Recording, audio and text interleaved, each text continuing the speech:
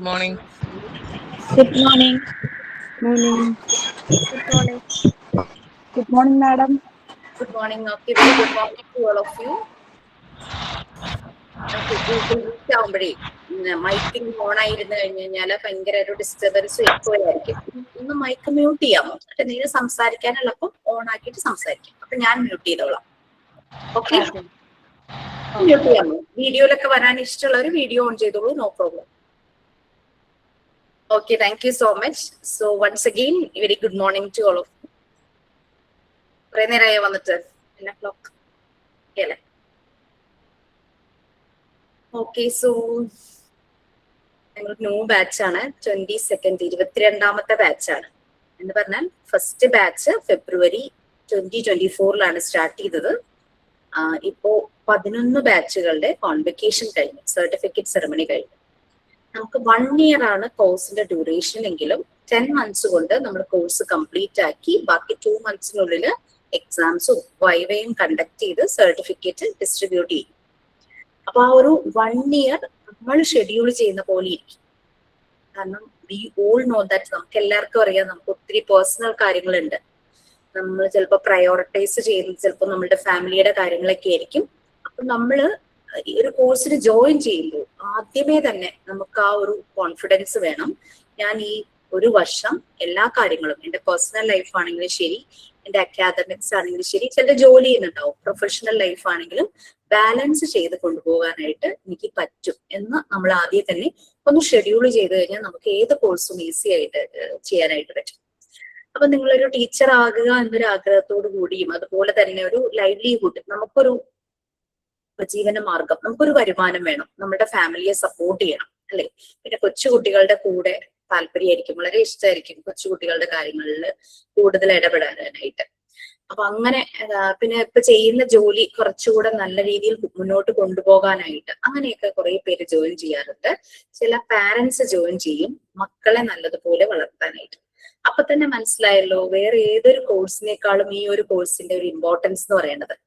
നമ്മൾക്ക് ഒരു professional growth മാത്രമല്ല സംഭവിക്കുന്നത്, ഒരു പേഴ്സണൽ ഗ്രോത്ത് കൂടിയാണ് സംഭവിക്കുന്നത് അല്ലെ? അപ്പൊ അങ്ങനെ ഉള്ള ഒരു കോഴ്സാണ് മോണ്ടിസോറി ടീച്ചർ ട്രെയിനിങ് കോഴ്സ് എന്ന് പറയുന്നത്. One second.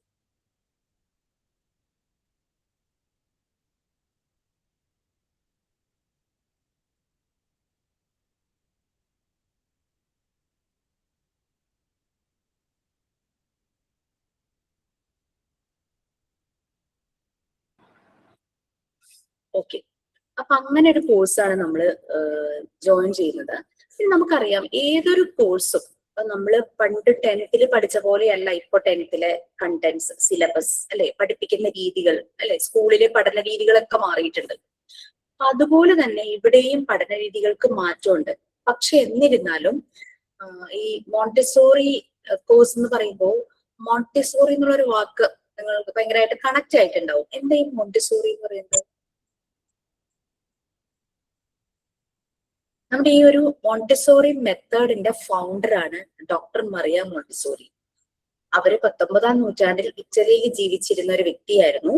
അന്നത്തെ കാലഘട്ടത്തിൽ പെൺകുട്ടികൾക്ക് എഡ്യൂക്കേഷൻ അത്ര പ്രൊമോട്ട് ചെയ്യുന്ന ഒരു കാലല്ലായിരുന്നു. പക്ഷേ ഈവൻ യൂറോപ്യൻ കൺട്രീസിൽ വരെയും അങ്ങനെയായിരുന്നു. ഒന്ന് ആലോചിച്ച് നോക്കൂ, നമ്മുടെ ഇപ്പോഴത്തെ കാലഘട്ടത്തിൽ നമ്മളുടെ കേരളത്തില് എല്ലാവർക്കും എഡ്യൂക്കേഷൻ, നമ്മുടെ ഭരണഘടനയിൽ തന്നെ എഴുതിയിട്ടുണ്ട്, എഡ്യൂക്കേഷൻ എന്ന് പറയുന്നത് എല്ലാവരുടെയും റൈറ്റ്സ് ആണ്, അവകാശമാണ്, നമുക്ക് ആർക്കും നിഷേധിക്കാൻ പറ്റില്ല. പക്ഷെ പണ്ട് കാലങ്ങളിൽ ഇത് എല്ലാവരിലേക്കും എത്തിയിട്ടുണ്ടായിരുന്നില്ല എഡ്യൂക്കേഷൻ. എന്താ പറയാ, കാസ്റ്റ് ക്രീഡൊക്കെ അനുസരിച്ച് പോലും അങ്ങനെ പോലും ഇത് വേർതിരിച്ചിട്ടുണ്ടായിരുന്നു എഡ്യൂക്കേഷന്റെ കാര്യം. അന്ന് പെൺകുട്ടികളെ പഠിപ്പിക്കുന്നത് വളരെ കുറവായിരുന്നു. അപ്പൊ ഡോക്ടർ മോണ്ടിസോറിയുടെ കാലത്തും അങ്ങനെ തന്നെയായിരുന്നു. പക്ഷെ മറിയയ്ക്ക് പഠിക്കണം എന്ന് ഭയങ്കര ആഗ്രഹമായിരുന്നു. മറിയയുടെ അമ്മയ്ക്കും മകളെ പഠിപ്പിക്കണം എന്ന് ആഗ്രഹം ഉണ്ടായിരുന്നു.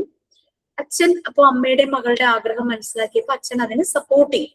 അങ്ങനെ അവര് മറിയെ സ്കൂളിൽ വിട്ടു. സ്കൂൾ കാലഘട്ടം കഴിഞ്ഞപ്പോ മറിയ ഒരു ടെക്നിക്കൽ സൈഡിലേക്കാണ് പോയത്, നമ്മളുടെ എഞ്ചിനീയറിംഗിന് തുല്യമായ ഒരു കോഴ്സിലേക്ക്. അങ്ങനെ മറിയയ്ക്ക് പക്ഷെ അതത്ര താല്പര്യം തോന്നിയില്ല. അവരങ്ങനെ മെഡിസിൻ ഫീൽഡിലേക്ക് പോവുകയാണ്. ഈ കൊച്ചു മറിയ മെഡിസിൻ ഫീൽഡിലേക്ക് പോകുക, അതായത് നമ്മുടെ ഒരു +2 ഒക്കെ കഴിഞ്ഞ കുട്ടികൾ MBBS പോവില്ലേ, അതിന് ഇക്വലന്റ് ആയിട്ടുള്ള ഒരു മെഡിസിൻ കോഴ്സിലേക്ക് പോവുകയാണ്. അവിടെയും മറിയയ്ക്ക് ചലഞ്ചസ് ആയിരുന്നു.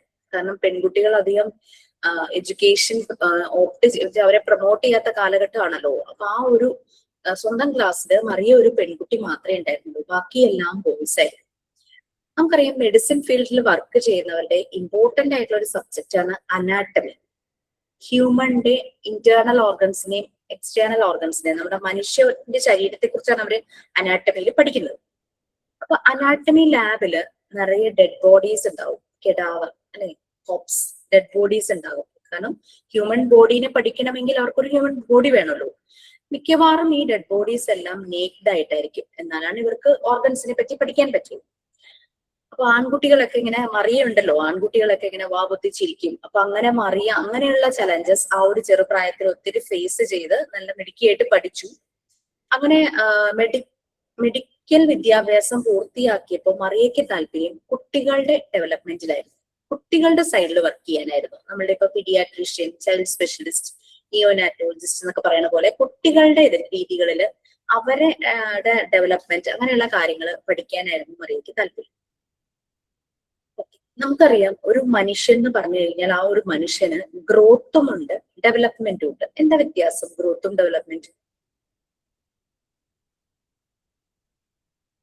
വളർച്ചയും വികാസവും മലയാളത്തിൽ പറയുകയാണെങ്കിൽ, അതായത് നമ്മളുടെ ശരീരവും വളരുന്നു, അതിൻ്റെ ഒപ്പം തന്നെ മനസ്സിന്, മൈൻഡിന് ഡെവലപ്മെന്റ് വരുന്നു, നമ്മുടെ ബുദ്ധിക്ക് ഡെവലപ്മെന്റ് വരുന്നു അല്ലെ. നമ്മളുടെ അതായത് ലാംഗ്വേജിൽ ഡെവലപ്മെന്റ് വരുന്നു, നമ്മുടെ ബുദ്ധി ഡെവലപ്പ് ചെയ്യുന്നു.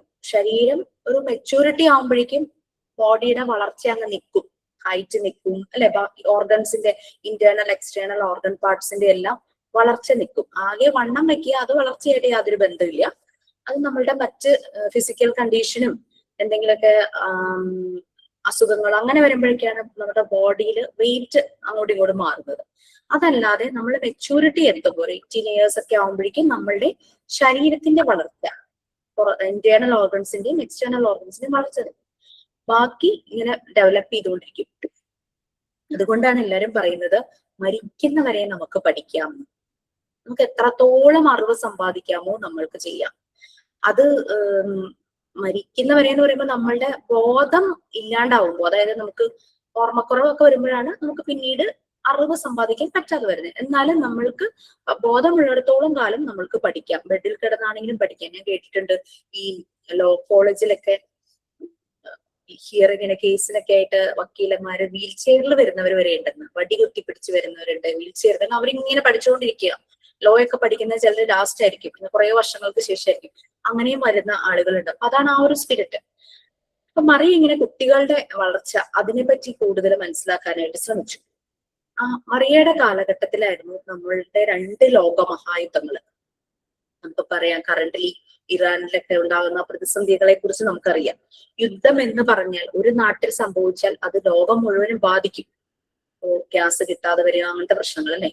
മറിയയുടെ കാലഘട്ടത്തിൽ ഈ 2 ലോകമഹായുദ്ധങ്ങളും നടന്ന സമയമായിരുന്നു, മറിയ ജീവിച്ചിരുന്ന സമയത്ത്. അപ്പൊ മറിയയ്ക്ക് ഇത് കണ്ട് വളരെ വിഷമം തോന്നി. കാരണം യുദ്ധം എന്ന് പറഞ്ഞു കഴിഞ്ഞാൽ വയസ്സായ ആൾക്കാരല്ല അതിലെ സോൾജിയേഴ്സ് അല്ലെ, ആർമിയിലുള്ളത് പ്രായമായ ആൾക്കാരല്ല, എല്ലാം യൂത്താണ്, വളരെ യങ്സ്റ്റേഴ്സ് ആണ് യുദ്ധത്തിൽ. യുദ്ധം നടന്നു കഴിഞ്ഞാൽ പല നഷ്ടങ്ങൾ സംഭവിക്കും. ഈ പറയുന്ന യൂത്ത് അവർ മരിച്ചു പോകാം, അവർ ഹാൻഡിക്യാപ്ഡ് ആവാം, കൈകാൽ മുറിഞ്ഞു പോകാം, കണ്ണിന് കാഴ്ചയ്ക്ക് പ്രശ്നം വരാം, ചെവിക്ക് പ്രശ്നം വരാം, അങ്ങനെ എല്ലാം സംഭവിക്കാം. അതുപോലെ ചെറിയ കുട്ടികൾക്ക് അവരുടെ അച്ഛനെ നഷ്ടപ്പെടാം, പെൺകുട്ടികൾക്ക് അവരുടെ ലൈഫ് പാർട്ട്ണറെ നഷ്ടപ്പെടാം, അമ്മമാർക്ക് മകനെ നഷ്ടപ്പെടാം.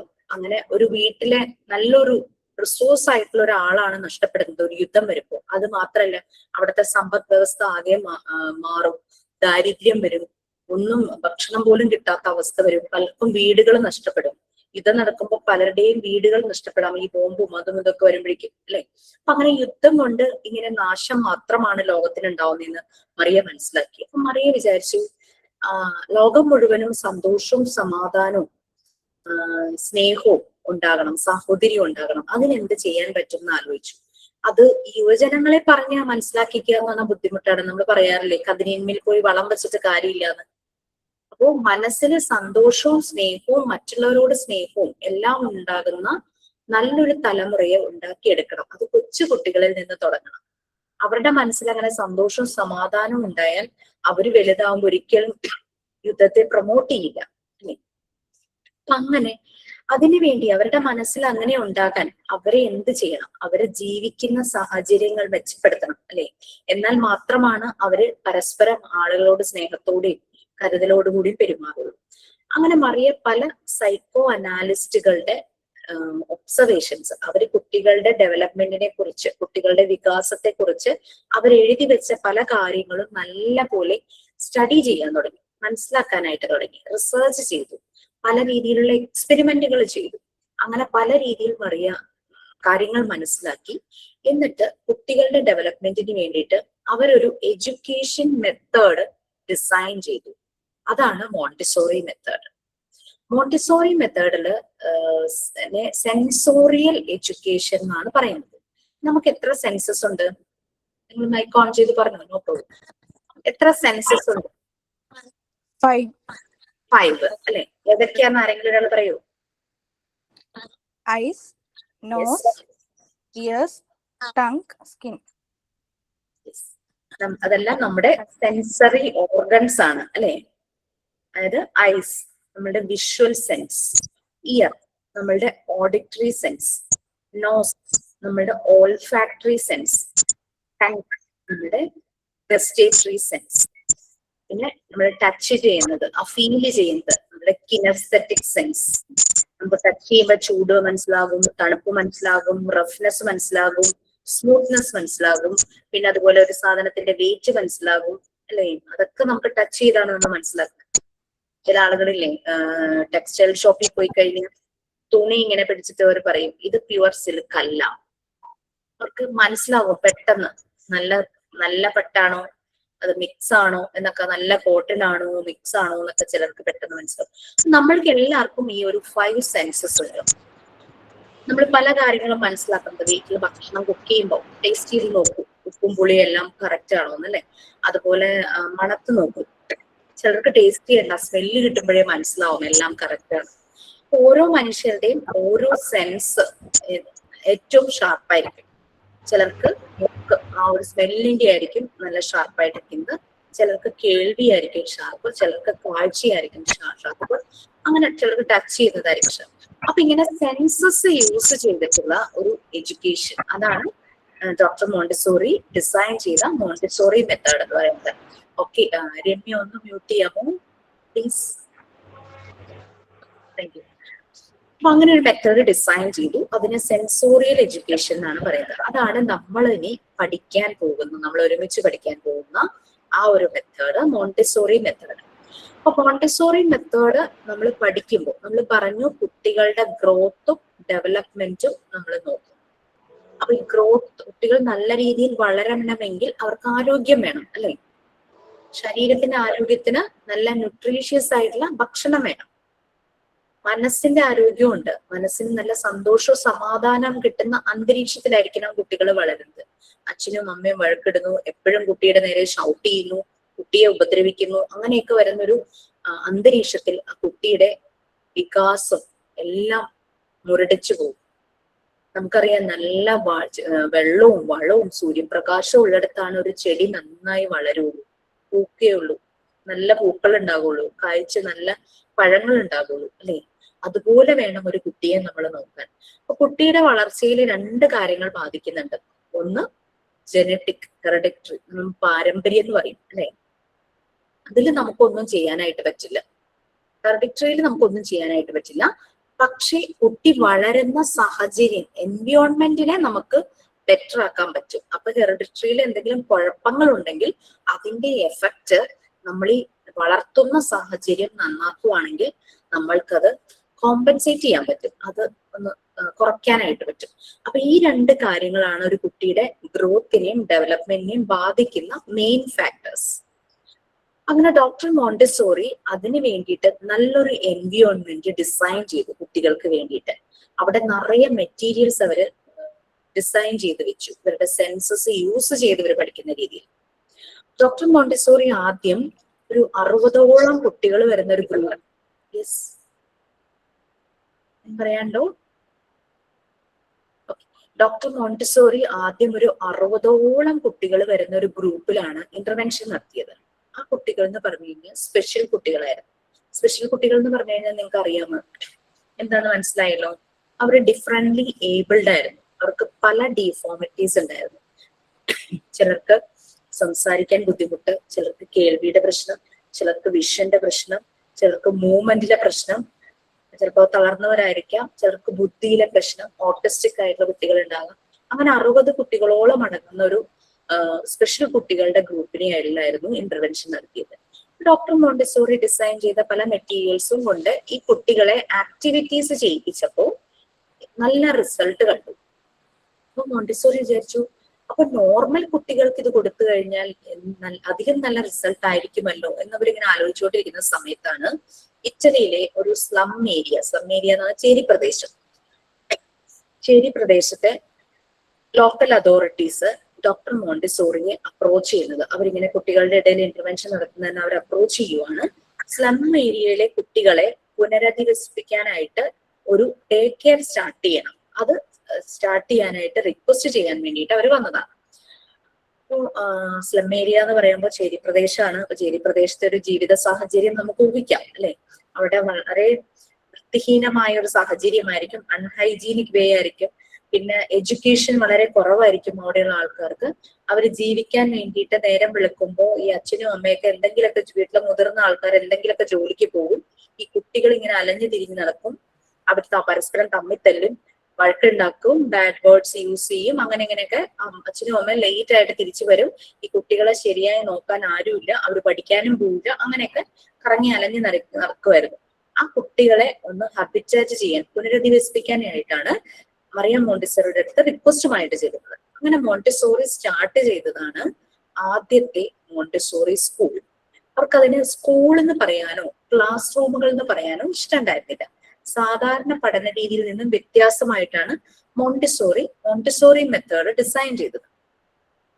അപ്പൊ ഡോക്ടർ മോണ്ടിസോറി ഇതിനെ വിളിച്ച പേര് കാസാഡെ ബാമ്പിനി എന്നായിരുന്നു. കാസാഡെ ബാമ്പിനി എന്ന് പറഞ്ഞു കഴിഞ്ഞാൽ ഒരു ഇറ്റാലിയൻ വേർഡാണ്. ഒരു ഇറ്റലിക്കാരിയാണല്ലോ. ഇറ്റാലിയൻ വേർഡാണ് കാസാഡെ ബാമ്പിനി എന്ന് പറയുന്നത്. അതിന്റെ മീനിങ് ഹൗസ് ഓഫ് ചിൽഡ്രൻ അല്ലെങ്കിൽ ചിൽഡ്രൻസ് ഹൗസ്, കുട്ടികളുടെ വീട് എന്ന മീനിങ് വരുന്ന കാസാഡെ ബാമ്പിനി എന്നുള്ള ആദ്യത്തെ മോണ്ടിസോറി സ്കൂൾ. നിങ്ങൾക്ക് മനസ്സിലാകാൻ വേണ്ടി ഞാൻ സ്കൂളിൽ ചേർക്കുകയാണ്. നമ്മൾ കോഴ്സ് തുടങ്ങുമ്പോൾ നമ്മൾ ഈ സ്കൂൾ ക്ലാസ് റൂം ഒന്നും ഉപയോഗിക്കില്ല. അങ്ങനെ കാസാഡെ ബാമ്പിനി സ്റ്റാർട്ട് ചെയ്യും. അവിടെ സാധാരണ സ്കൂളിലെ പോലെ ക്ലാസ് റൂമുകളില്ല. അടഞ്ഞു കിടക്കുന്ന വാതിലുകളോ ഗ്രില്ലോ ജനലുകളോ അങ്ങനത്തെ ക്ലാസ് റൂമുകളില്ല. അവിടെ വലിയൊരു ഓപ്പൺ സ്പേസ് ആയിരുന്നു. അപ്പോൾ അതായത് ആ ഇന്റേണൽ പാർട്ടിൽ നിന്ന് എക്സ്റ്റേണൽ പാർട്ടിലേക്ക്, ഔട്ട്സൈഡിലേക്ക് പോകാൻ നിറയെ വരാന്തകൾ ഉണ്ടായിരുന്നു. ഒരു കുട്ടിക്ക് പുറത്തു പോകണമെങ്കിൽ അവൻ വളരെ ഈസി ആയിട്ട് വേറെ ആരുടെയും ഹെൽപ്പില്ലാതെ ആ വരാന്തയിലൂടെ പോകും. അങ്ങനെ മോണ്ടിസോറി ഈ ഒരു കാസാഡെ ബാമ്പിനിനെ 5 ഏരിയ ആയിട്ട് തിരിച്ചു. 5 സെൻസസും 5 ഏരിയയും, 5 ഏരിയയിൽ പല കാര്യങ്ങളാണ് കുട്ടികൾ പഠിക്കുന്നത്. അങ്ങനെ സെൻസസ് യൂസ് ചെയ്തിട്ട് ടച്ച് ചെയ്ത് മണത്ത് നോക്കി, കേട്ട് നോക്കി, കണ്ടു നോക്കിയാണ് അവരെല്ലാം പഠിച്ചത്. അപ്പൊ എക്സ്പീരിയൻഷ്യൽ ലേണിംഗ് ആയിരുന്നു. എക്സ്പീരിയൻസ് ചെയ്ത്, എക്സസൈസ് ചെയ്ത്, ആക്ടിവിറ്റീസ് ചെയ്താണ് കുട്ടികൾ പഠിച്ചത്. അപ്പൊ കുട്ടികളുടെ ധാരണ അവർ കളിക്കുവാണെന്നാണ്. പക്ഷെ ആ പ്ലേയിലൂടെ, കളിയിലൂടെ അവർ പഠിച്ചു. അതാണ് മോണ്ടിസോറി മെത്തേഡിന്റെ ഒരു വ്യത്യാസം. ഇനി നമ്മളറിയാം, നമ്മളെല്ലാരും ഇപ്പൊ ഇവിടെ ഇരിക്കുന്ന എല്ലാവരും തന്നെ, ഞാൻ ഉൾപ്പെടെ 10th പാസ്സായവരാണ്. ഞാൻ 1994 കേട്ടോ SSLC പാസ്സായത്. ഞാൻ സ്റ്റേറ്റ് സിലബസ് ആയിരുന്നു, മലയാളം മീഡിയത്തിൽ പഠിച്ചത്. 1994 SSLC പാസ്സായത്. നല്ല മാർക്ക് ഉണ്ടായിരുന്നു, ഡിസ്റ്റിങ്ഷൻ ഒക്കെ ഉണ്ടായിരുന്നു, 500 കൂടുതൽ മാർക്ക് ഉണ്ടായിരുന്നു. പക്ഷെ അന്നത്തെ ക്വസ്റ്റ്യൻ പേപ്പർ ഇപ്പൊ തന്നു കഴിഞ്ഞാൽ എനിക്ക് ടെൻഷനായി പോകും.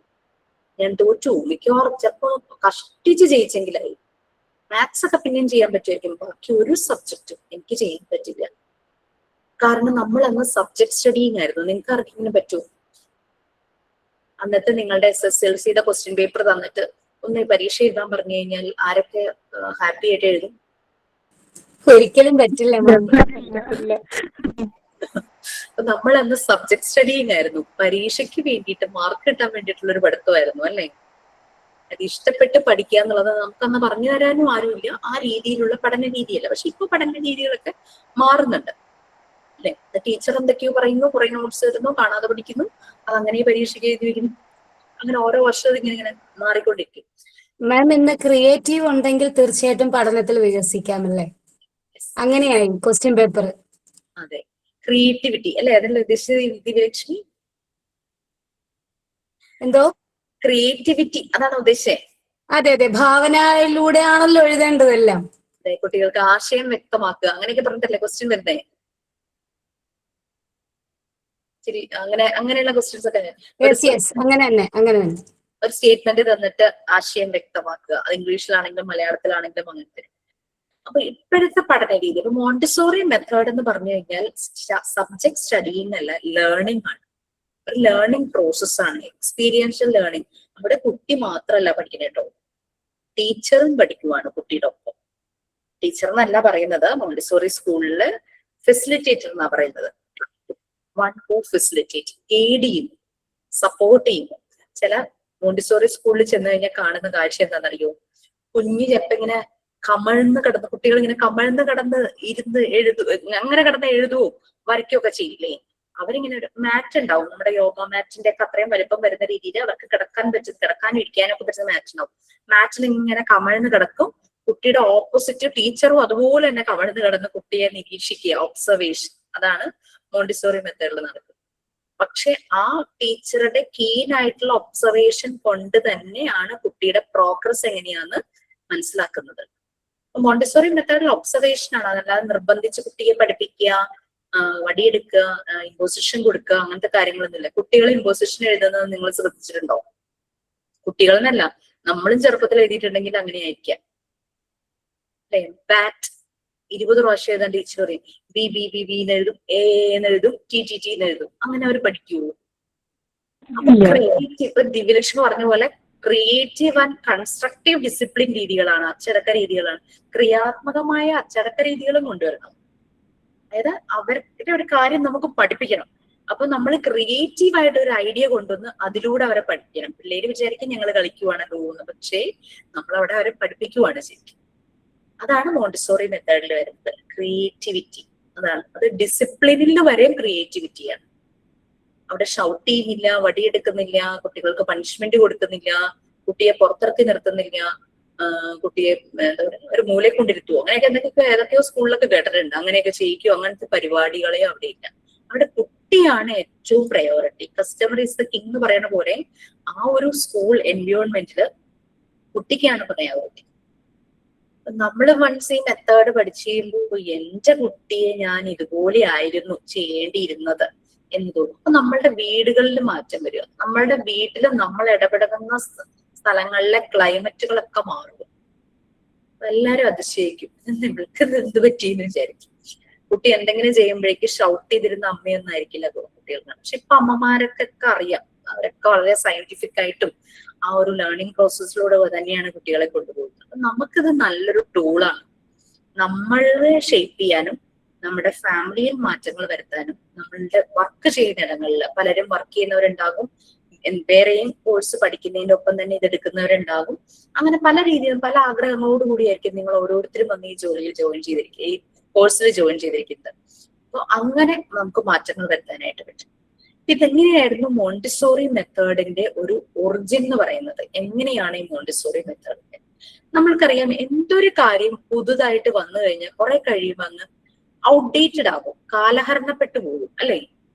പക്ഷെ 19ാം നൂറ്റാണ്ടിലെ മോണ്ടിസോറി മെത്തേഡ് ഇപ്പോഴും പോപ്പുലർ ആകണമെങ്കിൽ അതിന്റെ ക്വാളിറ്റി അത്രത്തോളം ഉള്ളത് കൊണ്ടല്ലേ പാരന്റ്സ് എപ്പോഴും പ്രൊമോട്ട് ചെയ്യുന്നുണ്ട് മോണ്ടിസോറി മെത്തേഡിൽ കുട്ടികളെ പഠിപ്പിക്കണം എന്നുള്ള രീതിയിൽ. അപ്പൊ നമ്മളുടെ നാട്ടിലും എല്ലാം അതിങ്ങനെ ആയിക്കൊണ്ടിരിക്കുകയാണ്. അത് തന്നെ മിക്സഡ് ആയിട്ട് എടുക്കും, കുറച്ച് ട്രഡീഷണലും എന്നാൽ ബാക്കി മോണ്ടിസോറി മെത്തേഡ് എന്നുള്ള രീതിയിൽ അങ്ങനെ ചെയ്യും. കാരണം ചില പാരന്റ്സ് പറയും കുട്ടികളെ എഴുതിപ്പിക്കണം, എന്തെങ്കിലുമൊക്കെ ഹോംവർക്ക് ഒക്കെ കൊടുക്കണം, എപ്പോഴും കളി മാത്രം വേണ്ട എന്ന് പറയുമ്പോൾ നമ്മൾ പാരന്റ്സിന്റെ ഇതനുസരിച്ച് നമ്മൾ അങ്ങനെ ചേഞ്ചസ് വരുത്തും. അപ്പൊ ഇത് കുട്ടികൾക്ക് കൊടുക്കുന്നത് ആക്ടിവിറ്റി ഓറിയന്റഡ് ആയിട്ടുള്ള ഒരു കോഴ്സ് ആണെന്ന് നമ്മൾ പറഞ്ഞു. അപ്പൊ അത് പഠിക്കുന്ന നമ്മളും അപ്പൊ ആക്ടിവിറ്റി ഓറിയന്റഡ് ആയിട്ടുള്ള കോഴ്സിലൂടെയല്ലേ കടന്നു പോകുന്നത്. നമ്മളും തിയറി അല്ല പഠിക്കുന്നത്. തിയറി നമ്മൾ പഠിക്കും, എന്താണ് ഈ മെത്തേഡ് എന്ന് മനസ്സിലാക്കാനുള്ള നമ്മളുടെ ബേസ് ആണ്, ഒരു റെഫറൻസ് മാത്രം. പക്ഷെ നമ്മൾ കൂടുതലും ആക്ടിവിറ്റീസ് ചെയ്താണ് കാര്യങ്ങൾ മനസ്സിലാക്കുന്നത്. നിങ്ങൾക്ക് ഈ ഒരു മെത്തേഡിൽ നിറയെ ആക്ടിവിറ്റീസും അസൈൻമെന്റുകളും ഉണ്ടായിരിക്കും, റെക്കോർഡ് വർക്കുകളും ഉണ്ടാകും. അതുകൊണ്ടാണ് ഞാൻ പറയുന്നത് ആദ്യമേ തന്നെ നമ്മൾ ഷെഡ്യൂൾ ചെയ്യണം. വളരെ ഇൻട്രസ്റ്റിംഗ് ആയിട്ടുള്ള കാര്യങ്ങളായിരിക്കും. വീട്ടിൽ ഇപ്പൊ നിങ്ങൾ കറക്റ്റ് ടൈമിലാണ് ജോയിൻ ചെയ്തിരിക്കണേ, കാരണം വെക്കേഷൻ സ്റ്റാർട്ട് ചെയ്യുവാണല്ലേ, കുട്ടികളുടെ എക്സാം എല്ലാം കഴിഞ്ഞ് ഏപ്രിൽ മെയ് വെക്കേഷൻ ആയിരിക്കും. അപ്പൊ നമ്മൾക്ക് നിറയെ ആക്ടിവിറ്റീസ് കിട്ടും. അപ്പൊ നമ്മൾ എന്ത് ചെയ്യണം, വീട്ടിലെ എല്ലാരെയും കൂടെ വിളിച്ചിരുത്തി വട്ടം കൂടി ഇരുന്നിട്ട് അതെല്ലാം ചെയ്ത് കംപ്ലീറ്റ് ആക്കണം. അല്ലാണ്ട് ഒരു നിർബന്ധവും ഇല്ല നിങ്ങൾ തന്നെ ചെയ്യണമെന്ന്. പക്ഷെ നിങ്ങളും മറ്റുള്ളവരും കൂടെ ചേർന്ന് ചെയ്യണം. അല്ലാണ്ട് പുറത്തൊരാളെ ചെയ്യാൻ ഏൽപ്പിച്ചിട്ട് നമ്മൾ വെറുതെ ഇരിക്കുക എന്നുള്ളതല്ല. വീട്ടിലെ കുട്ടികളെയും ഹസ്ബൻഡിന്റെ അമ്മയും അച്ഛനും ആരൊക്കെ ഉണ്ടോ വീട്ടിലെ എല്ലാരെയും കൂടെ ചേർന്ന് ഇരുന്നിട്ട് വേണം ഈ ആക്ടിവിറ്റീസ് ചെയ്യാൻ. അപ്പൊ എന്തൊരു ലാഭം ഉണ്ടാവണത്, കുട്ടികളുടെ സ്ക്രീൻ ടൈം കുറയും, നമ്മളുടെയും സ്ക്രീൻ ടൈം കുറയും, വീട്ടിലെ മറ്റുള്ളവരുടെയും സ്ക്രീൻ ടൈം കുറയും. വീട്ടില് എല്ലാരും കൂടെ ഒരുമിച്ചിരിക്കുന്ന സന്ദർഭങ്ങൾ വളരെ കുറവായിരിക്കുമല്ലേ, അതൊക്കെ തിരിച്ചു വരും. കുട്ടികൾക്ക് ഭയങ്കര ഇൻട്രസ്റ്റ് ആണ് അങ്ങനത്തെ കാര്യങ്ങൾ. അവര് അത് ചെയ്യാൻ അവസരം കിട്ടാത്തതുകൊണ്ടാണ് അവർ ചെയ്യുന്നത്. ചെയ്തു തുടങ്ങുമ്പോൾ അവർക്കും ഇൻട്രസ്റ്റ് ആവും. ഈ കുട്ടികളും സ്കൂൾ കഴിഞ്ഞ് വീട്ടിൽ വരുമ്പോൾ അമ്മോട് ആദ്യം ചോദിക്കുന്നത്, അമ്മ ഇന്ന് ക്ലാസ് അറ്റൻഡ് ചെയ്തിരുന്നു, ഇന്ന് എന്താ ചെയ്യാനായിട്ട് പറഞ്ഞിരിക്കണേ, ഇങ്ങനെയൊക്കെയാണ്. നമ്മുടെ മക്കൾ നമ്മളോട് ഇങ്ങനെ ചോദിക്കുന്നത് നമ്മൾ പ്രതീക്ഷ ഉണ്ടാവില്ല അല്ലെ, നമുക്ക് എന്താ ഹോംവർക്ക്, ഇതൊക്കെയാണ് അവർ ചോദിക്കുക. അപ്പൊ അതും ഒരു രസം തന്നെയാണ്. ഇതുവരെയും കുട്ടികളോട് ചോദിച്ചത്, കുട്ടികൾ അത്രയും ഒരു റെസ്പോൺസിബിൾ കമ്മിറ്റഡ് ആകുന്നു അമ്മമാരുടെ കാര്യത്തിൽ, അവര് പഠിക്കട്ടെ എന്നുള്ള രീതിയിൽ. അപ്പൊ നല്ലൊരു അറ്റ്മോസ്ഫിയർ നമ്മളുടെ വീട്ടിലും മാറ്റങ്ങൾ വരും, നമ്മളുടെ പേഴ്സണൽ ലൈഫിലും വരും. പിന്നെ മാറ്റാൻ പറ്റാത്ത ചില സ്ഥലങ്ങൾ നമുക്ക് മാറ്റാൻ പറ്റില്ല, പക്ഷെ കുഞ്ഞുങ്ങൾ നമ്മളുടെ കൂടെ എന്തായാലും ഉണ്ടാവും. അപ്പൊ അങ്ങനെയൊക്കെ ചെയ്യാം. അപ്പൊ ഇത്രയും കോഴ്സിന്റെ ഒരു രീതിയാണ് ഞാനിപ്പോ ഒന്ന് റഫായിട്ട് പറഞ്ഞത്. അപ്പൊ നമ്മൾ ലേണിംഗ് പ്രോസസ്സാണ്, സബ്ജക്ട് സ്റ്റഡിങ് അല്ല കേട്ടോ. പണ്ടൊക്കെ നമ്മൾ സ്കൂളിൽ പഠിക്കുമ്പോൾ നമുക്ക് പല കോമ്പറ്റീഷൻസ് ഉണ്ടായിരുന്നു അല്ലെ സ്കൂളില്. പ്രസംഗ മത്സരം അതിലൊന്നായിരുന്നു. അപ്പൊ ഈ പ്രസംഗ മത്സരത്തിന് നമ്മൾ ചേരുമ്പോ എന്താ, നമുക്ക് ടോപ്പിക് അന്നൊക്കെ ഒരു 10 മിനിറ്റ്, ഇപ്പൊ ഞാനൊക്കെ പഠിക്കുന്ന കാലഘട്ടത്തിൽ 10 മിനിറ്റ് മുമ്പ് ടീച്ചർ ടോപ്പിക് തരും. അന്ന് ഗൂഗിളിൽ സെർച്ച് ചെയ്യാനോ ഒന്നുമില്ല. എവിടെ നിങ്ങൾക്ക് ബുക്ക് സംഘടിപ്പിക്കുക, അല്ലെങ്കിൽ അറിയാവുന്ന ആളോട് ചോദിച്ച് കംപ്ലീറ്റ് പോയിന്റ്സ് ഒക്കെ നോട്ട് ചെയ്ത് അതൊക്കെ കാണാതെ പഠിച്ചിട്ട് പോയിട്ടാണ് നമ്മൾ പ്രസംഗം പറയുന്നത്. അല്ലെങ്കിൽ എഴുതുന്ന ഉപന്യാസം എഴുതുക അങ്ങനെയുള്ളതാണെങ്കിൽ, എസ്സേ റൈറ്റിംഗ് ആണെങ്കിൽ നമ്മളിങ്ങനെ എഴുതി വെക്കും അല്ലെ. അപ്പോൾ എഴുതി നമുക്ക് എല്ലാവർക്കും ഫസ്റ്റ് പ്രൈസ് കിട്ടുന്നു, അങ്ങനെയൊക്കെയുള്ള കാര്യങ്ങളൊക്കെ ആയിരുന്നു. അപ്പൊ നമ്മളുടെ ടോപ്പിക് ഇതാന്ന് വിചാരിക്കാൻ, വനസംരക്ഷണം. നമ്മൾ കുറെ കാര്യങ്ങൾ നമുക്ക് അറിയാവുന്നവരുണ്ട്. നമുക്ക് അന്ന് ഈ ഗൂഗിളൊന്നും ഇല്ലാന്ന് വിചാരിക്കും. കുറെ കാര്യങ്ങളൊക്കെ നമ്മൾ അന്വേഷിച്ച് കണ്ടുപിടിച്ച് നമ്മൾ നല്ല ഭംഗിയായിട്ട് എസ്സേ എഴുതി വെച്ചു. വനം സംരക്ഷിക്കുന്നതിന്റെ ആവശ്യകത എഴുതി വെച്ച് നമുക്ക് പ്രൈസ് ഒക്കെ കിട്ടി, ഹാപ്പി ആയിട്ട് വീട്ടിൽ കൊണ്ടുപോയി അത് വെച്ചു. അതോടുകൂടി തീർന്നു. അവിടെ സബ്ജക്ട് സ്റ്റഡിങ് ആയിരുന്നു. പ്രൈസ് കിട്ടാൻ വേണ്ടി കഷ്ടപ്പെട്ട് അത് പഠിച്ച് എഴുതി വെച്ചു. പക്ഷെ അത് കഴിഞ്ഞപ്പോ നമ്മൾ ചിന്തിക്കാൻ തുടങ്ങുക, ഈ വനം സംരക്ഷിക്കാൻ, അതായത് മരങ്ങളെ സംരക്ഷിക്കാൻ എനിക്ക് എന്ത് ചെയ്യാൻ പറ്റും, എനിക്ക് എന്താണ് അതിന് ചെയ്യാൻ പറ്റുക. അങ്ങനെ നമ്മൾക്ക് ചെയ്യാൻ പറ്റുന്ന കാര്യങ്ങൾ നമ്മൾ ചെയ്യുമ്പോഴാണ് അതൊരു ലേണിംഗ് പ്രോസസ് ആകുന്നത്. നമ്മളത് അപ്ലൈ ചെയ്തു അല്ലെ നമ്മുടെ ജീവിതത്തിലേക്ക്. നമ്മൾ ആ എസ്സേ റൈറ്റിംഗിന്റെ കോമ്പറ്റീഷനിൽ ഒതുക്കാതെ നമ്മളത് നമ്മളുടെ ലൈഫിലേക്ക് അപ്ലൈ ചെയ്യുന്നു. അതാണ് ലേണിംഗ് പ്രോസസ് എന്ന് പറയുന്നത്. നമ്മൾ മനസ്സിലാക്കിയത്, നമ്മൾക്ക് കിട്ടിയ അറിവുകൾ നമ്മൾ മറ്റുള്ളവർക്ക് പകർന്നു കൊടുക്കുന്നു. അതിൻ്റെ ഒപ്പം തന്നെ നമ്മളുടെ ജീവിതത്തിലും അത് അപ്ലൈ ചെയ്യുമ്പോഴാണ് ലേണിംഗ് പ്രോസസ് ആകുന്നത്, എക്സ്പീരിയൻഷ്യൽ ലേണിംഗ് ആവുന്നത്. ഇത് തന്നെയാണ് മോണ്ടിസോറി മെത്തേഡ്. ഇതിനകത്ത് കാണാതെ പഠിത്തമില്ല, സബ്ജക്ട് സ്റ്റഡിങ് ഇല്ല. നിങ്ങളുടെ ഓരോരുത്തരുടെയും ഒപ്പീനിയൻ തന്നെയാണ് ഇതിന്റെ ഒരു എന്താ പറയുക, ഒരു ഏറ്റവും വലിയ വാല്യൂ എന്ന് പറയുന്നത്. അല്ലാതെ നമ്മൾക്ക് ടെക്സ്റ്റ് ബുക്കുകളുണ്ട്, അതിൽ പറയുന്നത് അങ്ങനെ പറയുന്നതല്ല. നമ്മൾക്ക് ഓരോ ഒപ്പീനിയൻ ഉണ്ടാകും. ഞാൻ എല്ലാവരോടും ചോദിക്കുന്ന ഒരു ചോദ്യമായിരുന്നു, ഒരു കുട്ടി ഭിക്ഷ യാചിക്കുന്നത് കണ്ടാൽ നിങ്ങൾ എന്ത് ചെയ്യും? നമുക്ക് എല്ലാവർക്കും ഓരോ ഒപ്പീനിയൻ ആയിരിക്കും അല്ലെ. നമ്മൾ ചിലപ്പോൾ അതുമായി കണക്ട് ചെയ്ത് നമ്മൾ അനുഭവിച്ച എന്തെങ്കിലും കാര്യങ്ങൾ വെച്ചിട്ട് നമ്മൾ പറയും. പിന്നെ നമ്മളോട് ഹാപ്പിനെസിന്റെ കാര്യം ചോദിക്കുമ്പോൾ ഓരോരുത്തർക്കും ഓരോ പോയിന്റ് ഓഫ് വ്യൂ ആയിരിക്കും അല്ലെ. നമ്മളുടെ സന്തോഷത്തിന്റെ താക്കോൽ നമ്മളുടെ കയ്യിൽ തന്നെയാണോ എന്ന് ചോദിച്ചു കഴിഞ്ഞാൽ നമ്മൾ ഗൂഗിൾ ചെയ്താലൊന്നും അത് ആൻസർ കിട്ടില്ല. എയുടേതായ രീതിയിൽ മറുപടി പറയുമായിരിക്കും. പക്ഷെ അതിനൊരു ലൈഫ് വേണമെങ്കിൽ നമ്മൾ തന്നെ പറയണം, നമ്മളുടെ എക്സ്പീരിയൻസിൽ നിന്ന് പറയണം. ആ രീതിയിലാണ് നമ്മളുടെ ഓരോ ആക്ടിവിറ്റീസും അസൈൻമെന്റ് നിർത്തുക. അപ്പൊ ഡോക്ടർ മോണ്ടിസോറി ഇങ്ങനെ കുറെ മെറ്റീരിയൽസ് ഉണ്ടാക്കി എന്ന് പറഞ്ഞു. ഇതിന്റെ എല്ലാം ചെറിയൊരു ഫോം നമ്മൾ ഉണ്ടാക്കണം. പക്ഷെ വറിയൊന്നും ചെയ്യണ്ട, ലോ കോസ്റ്റ് മെറ്റീരിയൽ വെച്ചിട്ടാണ് നമ്മളെല്ലാം ചെയ്യുന്നത്. നമുക്ക് വീട്ടിൽ അവൈലബിൾ ആയിട്ടുള്ളത്, നമുക്ക് വളരെ ചെലവ് കുറഞ്ഞ രീതിയിൽ ചെയ്യാൻ പറ്റുന്ന ആക്ടിവിറ്റീസ് മാത്രമേ ചെയ്യിക്കുള്ളൂ. പിന്നെ നിങ്ങൾക്ക് സബ്ജക്ട് വൈസ് പറയുവാണെങ്കിൽ ഇപ്പൊ നിങ്ങൾ പലരും ഡിപ്ലോമ കോഴ്സിന് ജോയിൻ ചെയ്തിട്ടുണ്ടാവും. Montessori teacher training course diploma ഉണ്ടാവും. അതുപോലെ തന്നെ P G diploma in Montessori teacher training course അങ്ങനെയും ജോയിൻ ചെയ്തിട്ടുണ്ടാവും. അതിന്റെ വ്യത്യാസം എന്താന്ന് പറഞ്ഞു കഴിഞ്ഞാല് ഡിപ്ലോമ സ്റ്റുഡൻസും പി ജി സ്റ്റുഡൻസും കോമൺ ആയിട്ട് 7 സബ്ജക്ട് പഠിക്കും. 7 സബ്ജക്ട് നിങ്ങൾക്ക് കോമൺ ആണ്. പി ജിക്കാർക്ക് 2 സബ്ജക്ട് എക്സ്ട്രാ വരും. അതിന്റെ ഡീറ്റെയിൽസ് ഒക്കെ നിങ്ങൾക്ക് ക്ലാസ് റൂമിൽ നിങ്ങൾക്ക് ഒരു ക്ലാസ് റൂം ഒക്കെ ഉണ്ടാകും. ഒരു എന്താ പറയാ ഒരു ഗ്രൂപ്പ്, വാട്സപ്പ് ഗ്രൂപ്പ് പോലെ തന്നെ ഒരു ഒഫീഷ്യലി വാട്സപ്പ് ഗ്രൂപ്പ് ഉണ്ടാവും. അതുപോലെ തന്നെ ക്ലാസ് റൂം എന്ന് പറഞ്ഞ ചാനൽ ഉണ്ടാവും. ഈ ചാനലിലേക്ക് എല്ലാ ഡീറ്റെയിൽസും വരും. ആദ്യത്തെ കുറച്ച് ദിവസം നമുക്കൊരു ടെക്നിക്കൽ ബുദ്ധിമുട്ടൊക്കെ തോന്നും. പിന്നെ നമ്മളങ്ങ് യൂസ്ഡ് ആവും. 1 വീക്ക് കൊണ്ടൊക്കെ നമ്മളങ്ങ് ശരിയാവും. പിന്നെ നമുക്ക് ഗൂഗിൾ മീറ്റിലാണ് ക്ലാസ്. അപ്പൊ ഗൂഗിൾ മീറ്റ് ആവുമ്പോൾ നമുക്ക് എന്താന്ന് വെച്ച് കഴിഞ്ഞാല് ഒരാൾ സംസാരിക്കുമ്പോൾ വേറൊരാളുടെ മൈക്ക് ഓൺ ആണെങ്കിൽ ചിലപ്പോൾ ഡിസ്റ്റർബൻസ് ഉണ്ടാകും. അങ്ങനെ ഒരു പ്രശ്നമുണ്ട്. അപ്പൊ നമുക്ക് നമ്മളുടെ ഒരു റൂളായിട്ട് നമുക്ക് സ്നേഹത്തോടെ എടുക്കാം. ഒരാൾ സംസാരിക്കുമ്പോൾ മറ്റുള്ളവർ മ്യൂട്ട് ചെയ്യാം. അപ്പൊ നിങ്ങൾ ആരെങ്കിലും സംസാരിക്കുമ്പോൾ ഞാനങ്ങ് മ്യൂട്ട് ചെയ്യും.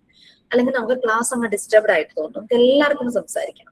അപ്പൊ അങ്ങനെ നമുക്ക് അറിയില്ല ഇങ്ങനെ ഒരു വിർച്വൽ പ്ലാറ്റ്ഫോം ആയതുകൊണ്ട് ആരാ സംസാരിക്കണേന്ന്. പക്ഷെ എന്നാലും ശബ്ദം കേൾക്കുമ്പോഴേക്കും പെട്ടെന്ന് ചിലരങ്ങ് ഓഡിയോ അങ്ങ് മ്യൂട്ട് ചെയ്യും. അപ്പൊ അങ്ങനെ ഒരാൾക്ക് അവസരം കിട്ടും. അപ്പം എനിക്ക് സ്ക്രീനിൽ കാണാൻ പറ്റുകയാണെങ്കിൽ ഞാൻ വിളിക്കും ആരാണോ സംസാരിക്കാൻ വന്നെന്നുള്ളത്. ആയപ്പോ 6 പേരെ കാണാൻ പറ്റും, എന്റെ സ്ക്രീൻ വലുതായതുകൊണ്ട്. അപ്പൊ അങ്ങനെ നമുക്കൊരു അണ്ടർസ്റ്റാൻഡിങ്ങിൽ നമ്മൾ പോകുന്ന ഒരു പ്ലാറ്റ്ഫോമാണ് ഈ പ്രത്യേകിച്ചും ഓൺലൈൻ ക്ലാസ് ആയതുകൊണ്ട്. പിന്നെ എന്തെങ്കിലും ടെക്നിക്കൽ ഡൗട്ട്സ് ഒക്കെ ഉണ്ടെങ്കിൽ നിങ്ങൾക്കത് പറഞ്ഞു തരാനായിട്ട് ടെക്നിക്കൽ സ്റ്റാഫ് ഉണ്ട് നമുക്ക്. അല്ലാതെ നിങ്ങൾക്ക് PROയെ കോൺടാക്ട് ചെയ്ത് നിങ്ങളുടെ കൺസേൺസ്, റിക്വസ്റ്റ് ഒക്കെ സജഷൻസ് ഒക്കെ അറിയിക്കാം. പിന്നെ ക്ലാസ് ആഴ്ചയിൽ 5 ദിവസമാണ്. ടൈമും എന്നാണ് ക്ലാസ് തുടങ്ങുന്ന ഡേറ്റ് അറിയിക്കും. പിന്നെ മോണ്ടിസോറി കോഴ്സിനെ കുറിച്ച് ഇത്രയും കാര്യങ്ങളാണുള്ളത്. സബ്ജക്ട് എന്ന് പറഞ്ഞു കഴിഞ്ഞാൽ നമുക്ക് മോഡ്യൂൾ വൈസ് ആണ്. നമ്മുടെ മോഡ്യൂൾ 1 എന്ന് പറയുന്നതിനെ 4 പാർട്ടായിട്ട് ഡിവൈഡ് ചെയ്തിട്ടുണ്ട്. അതിലെ പാർട്ട് 1 ആണ് ഒന്നാമത്തെ സബ്ജക്ട്. പാർട്ട് 1 8 യൂണിറ്റ് ഉണ്ട്. ആ 8 യൂണിറ്റ്സും കൂടെ ചേർത്തിട്ട് ഒറ്റ സബ്ജക്റ്റ് ആണ്. ഇതിന്റെ ഡീറ്റെയിൽസ് കിട്ടൂട്ടോ, ഞാനൊന്ന് പറഞ്ഞെന്ന് മാത്രമേ ഉള്ളൂ. Health and nutrition. രണ്ടാമത്തെ പാർട്ടിൽ 10 സബ്ജക്റ്റ് ഉണ്ട്. ചൈൽഡ് ഡെവലപ്മെന്റ് ആൻഡ് സൈക്കോളജി എന്ന് പറഞ്ഞൊരു ഭാഗമാണ്. അത് ആദ്യത്തെ 5 യൂണിറ്റ്സ് ഒരു സബ്ജക്ട്, അടുത്ത 5 യൂണിറ്റ്സ് അടുത്ത സബ്ജക്ട്, അങ്ങനെ 3 സബ്ജക്ട്. അപ്പൊ പാർട്ട് 2നെ 2 സബ്ജക്റ്റ് ആയിട്ട് ഡിവൈഡ് ചെയ്തിട്ടുണ്ട്. അഗെയിൻ പാർട്ട് 3 അവിടെയും 10 യൂണിറ്റ്സ് ആണ്. അതാണ് നമ്മുടെ കോർ പാർട്ട് എന്ന് പറയുന്നത്. അതായത് അവിടെയാണ് ഡോക്ടർ മോണ്ടിസോറിയെ കുറിച്ചും അവർ ഡിസൈൻ ചെയ്ത മെത്തേഡ്, തിയറി, അതിന്റെ ആപ്ലിക്കേഷൻസ് വരുന്നത്. അതിനെ 5 യൂണിറ്റ് ആയിട്ട് 2 സബ്ജക്റ്റ് ആക്കിയിട്ടുണ്ട്. ഇപ്പൊ 5 സബ്ജക്റ്റ് ആയി. പാർട്ട് 1 ഒരു subject, part 2 2 subjects, part 3 2 subjects, part 4 ഒറ്റ സബ്ജക്ട്. അതൊരു സ്കൂൾ എങ്ങനെയാണ്, സ്കൂളിന്റെ സ്ട്രക്ചർ എങ്ങനെയാണ്, സ്കൂളിലെ യൂസ് ചെയ്യുന്ന എക്യുപ്മെന്റ്സ് എങ്ങനെയാണ്, പിന്നെ സ്കൂളിൽ എന്തെല്ലാം ഫെസിലിറ്റീസ് വേണം, ടീച്ചേഴ്സ് എങ്ങനെയായിരിക്കണം, അങ്ങനെ ഇങ്ങനെയുള്ള കാര്യങ്ങളാണ് പാർട്ട് 4 വരുന്നത്. അതൊറ്റ സബ്ജക്റ്റ് ആണ്. അങ്ങനെ നമുക്ക് 7 സബ്ജക്ട്, ഈ മോഡ്യൂൾ 1നെ 7 സബ്ജക്റ്റ് ആയിട്ട് ഡിവൈഡ് ചെയ്തിരിക്കും. ഈ 7 സബ്ജക്ട് PG ക്കാരും ഡിപ്ലോമക്കാർക്കും കോമൺ ആയിരിക്കും. പിന്നെ മോഡ്യൂൾ 2 എന്ന് പറയുന്നത് ഇംഗ്ലീഷ് ആണ്. 6 പറഞ്ഞേ, 6 സബ്ജക്ട്. ഇംഗ്ലീഷും കൂടെ ചേരുമ്പോഴാണ് കേട്ടോ 7 സബ്ജക്ട്. മോഡ്യൂൾ 2 ഇംഗ്ലീഷ് ആണ്, കമ്മ്യൂണിക്കേഷൻ. നമ്മുടെ മീഡിയം ഇംഗ്ലീഷ് ആണ്. നിങ്ങൾക്ക് വളരെ ലളിതമായിട്ട് ഇംഗ്ലീഷ് നല്ല രീതിയിൽ പറഞ്ഞു തരുന്ന ഫാക്കൾട്ടിയാണ് നമുക്ക് ഇംഗ്ലീഷിലുള്ളത്. മാക്സിമം അത് യൂസ് ചെയ്യാം. ഇംഗ്ലീഷിൽ തന്നെ സംസാരിക്കാൻ പറ്റണം. കൊച്ചുകുട്ടികളെയാണ് ഡീൽ ചെയ്യുന്നത്. സിമ്പിൾ ഇംഗ്ലീഷ് മതി, വലിയ ഗ്രാമറും വൊക്കാബുലറിയുടെ ആവശ്യമില്ല. അപ്പൊ കുഞ്ഞുങ്ങളോട് സംസാരിച്ചു തുടങ്ങുക ഇംഗ്ലീഷിൽ. വളരെ സിമ്പിൾ ആയിട്ട് ഒരു 10 വയസ്സിന് താഴെയുള്ള കുട്ടികളോട് സംസാരിച്ച് അവരൊരിക്കലും നമ്മളെ കളിയാക്കില്ല. അവർക്കും ഭയങ്കര ഇൻട്രസ്റ്റ് ആയിരിക്കും. അവര് പറയണ കേൾക്കുമ്പോൾ നമുക്കും സെന്റൻസുകൾ എങ്ങനെ ഉപയോഗിക്കാം. പിന്നെ നമ്മുടെ ബാച്ചിൽ തന്നെ നല്ലപോലെ ലാംഗ്വേജ് ഉള്ളവരുണ്ടായിരിക്കും. അവരുടെ സപ്പോർട്ടും കൂടെ ഉള്ളപ്പോൾ നമുക്ക് ഇംഗ്ലീഷ് ഒരു വലിയ ബുദ്ധിമുട്ടായിട്ട് തോന്നില്ല. പിന്നെ മോഡ്യൂൾ 3 ആണ്. മോഡ്യൂൾ 3 നമ്മുടെ പ്രാക്ടിക്കൽ ആണ്. പറഞ്ഞില്ലേ, മറിയാം മോണ്ടിസോറി കുറേ മെറ്റീരിയൽസ് ഡിസൈൻ ചെയ്തിട്ടുണ്ട്. ആ മെറ്റീരിയൽസിന്റെ ഡീറ്റെയിൽസ് വരുന്ന ഭാഗമാണ് മോഡ്യൂൾ 3. അതിന് പരീക്ഷയില്ല, നമുക്കത് പ്രാക്ടിക്കൽ ചെയ്യാനായിട്ടുണ്ടാവും. അതിന് നിറയെ മെറ്റീരിയൽസ് നമുക്ക് ഇവിടെ അവൈലബിൾ ആണ്. ഡോക്ടർ മറിയാം മോണ്ടിസോറി ഡിസൈൻ ചെയ്ത ഒറിജിനൽ മെറ്റീരിയൽസ് തന്നെയാണ് നമ്മളിവിടെ പർച്ചേസ് ചെയ്തിരിക്കുന്നത്. ഏകദേശം 25ഓളം മെറ്റീരിയൽസ്, എല്ലാ മെയിൻ മെറ്റീരിയൽസും നമുക്ക് അവൈലബിൾ ആണ്. നിങ്ങൾക്ക് പ്രാക്ടിക്കലിന്റെ ഡെമോൺസ്ട്രേഷൻ ക്ലാസ് ഉണ്ടാകും ഓൺലൈനായിട്ട്. അതുകൂടാതെ നേരിട്ട് നമ്മുടെ ഓഫീസിൽ വന്ന് ചെയ്യാനുള്ള ഒരു ദിവസം ഫുൾ ഡേ നമ്മൾക്ക് എല്ലാവർക്കും കൂടെ ഒരുമിച്ച് ചെയ്യാനുള്ള ഒരു സൗകര്യവും കൂടെ നമ്മൾ ഇവിടെ ഒരുക്കി തരും.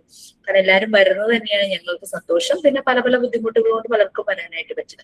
അതിന്റെ ഡീറ്റെയിൽസ് എല്ലാം ഞാൻ വഴിയെ പറയാം. കാരണം അതൊരു കോഴ്സ് തുടങ്ങി 6 മാസം കഴിയുമ്പോഴാണ് നമ്മൾ പ്രാക്ടിക്കൽസ് സ്റ്റാർട്ട് ചെയ്യുന്നത്. നമുക്കറിയാം ഇതൊരു ടീച്ചർ ആകാനുള്ള ഒരു ജോബാണ് അല്ലെ, കുട്ടികളെയാണ് ഡീൽ ചെയ്യുന്നത്. അപ്പൊ നമുക്ക് ഒന്ന് എക്സ്പീരിയൻസ് ചെയ്ത് നോക്കണം. അതിന് വേണ്ടിയിട്ട് ഇതിന്റെ ഭാഗമായിട്ട് ടീച്ചിങ് പ്രാക്ടീസ് ഉണ്ട്. പിന്നെ നമ്മൾ വിർച്വൽ പ്ലാറ്റ്ഫോമിലാണ് ക്ലാസ്, ഓൺലൈൻ ആയതുകൊണ്ട് ടീച്ചിങ് പ്രാക്ടീസിന് നിങ്ങൾ എല്ലാവരും പോകണമെന്ന് നിർബന്ധമായി പറയാറില്ല.